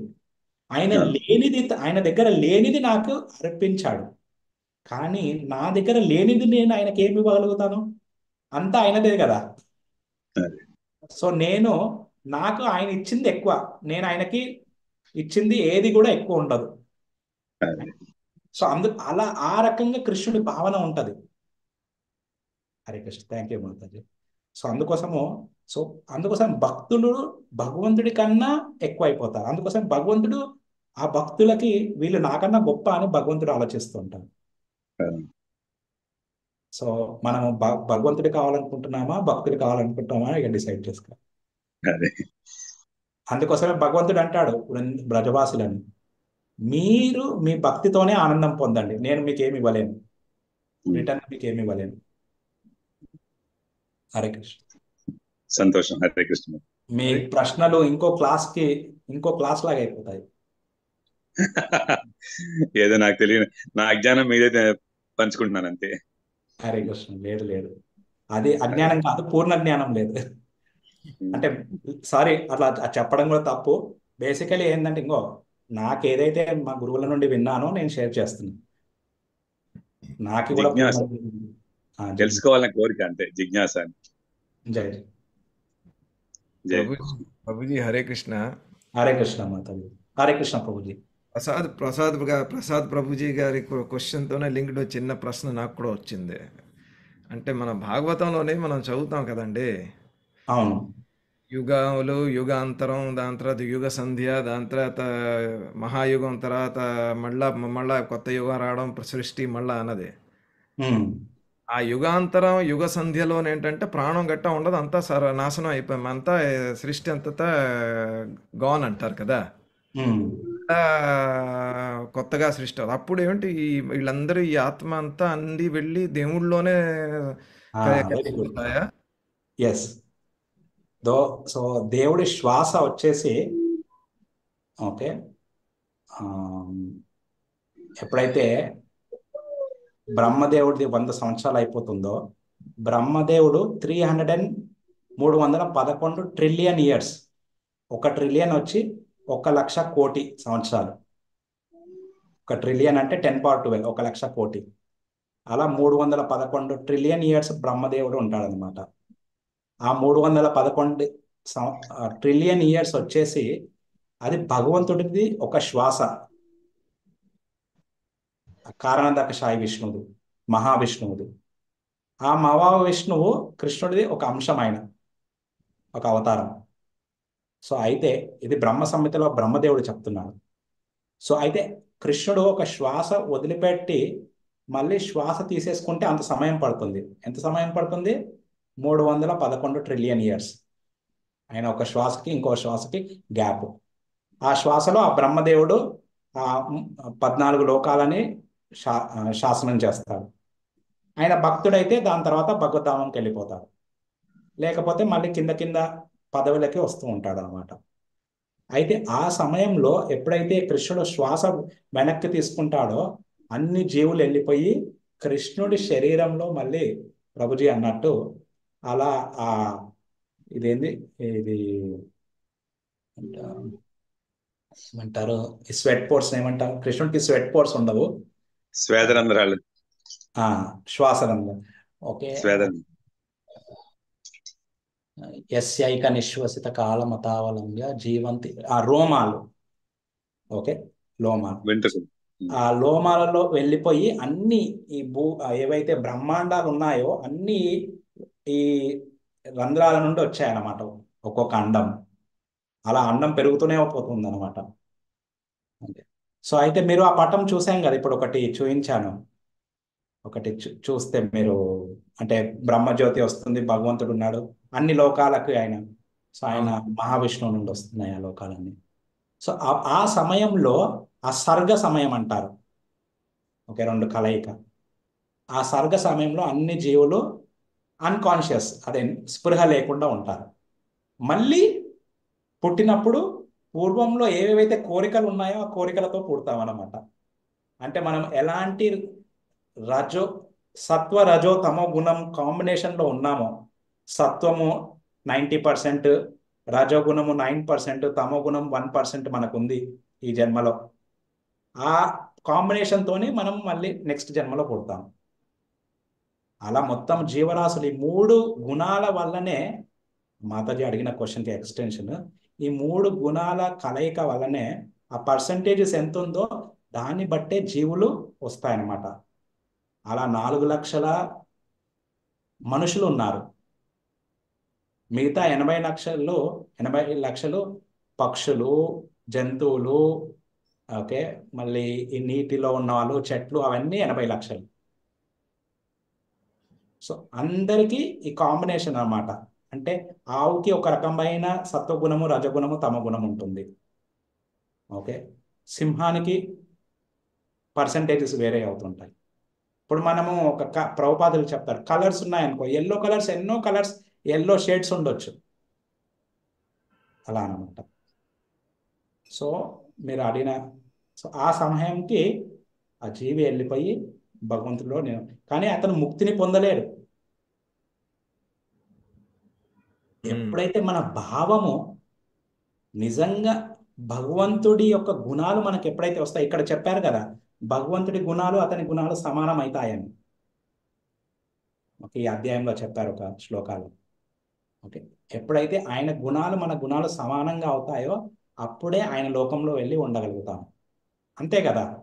ఇప్పుడు మీ ఇంట్లో ఉండాలంటే మీలాంటి గుణాలు ఉండాలి కదా, అప్పుడే మీ ఇంట్లో సెట్ అవుతారు కదా. మీలాంటి గుణాలు లేకపోతే వాళ్ళని, ఓకే, మీరు ఎంత ఎంటర్టైన్ చేయాలో అంతే ఎంటర్టైన్ చేస్తారు. హరే కృష్ణ. ఏదో చిన్న చిన్న ఉదాహరణలు ఇస్తాను.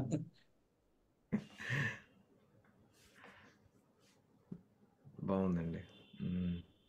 ఓకే ప్రభుజీ, ఈరోజు స్టాప్ చేద్దాం. ఆ, చాలా చాలా ధన్యవాదాలు. Thank you. హరే కృష్ణ. శ్రీల ప్రభుపాదకి జై. హరే కృష్ణ.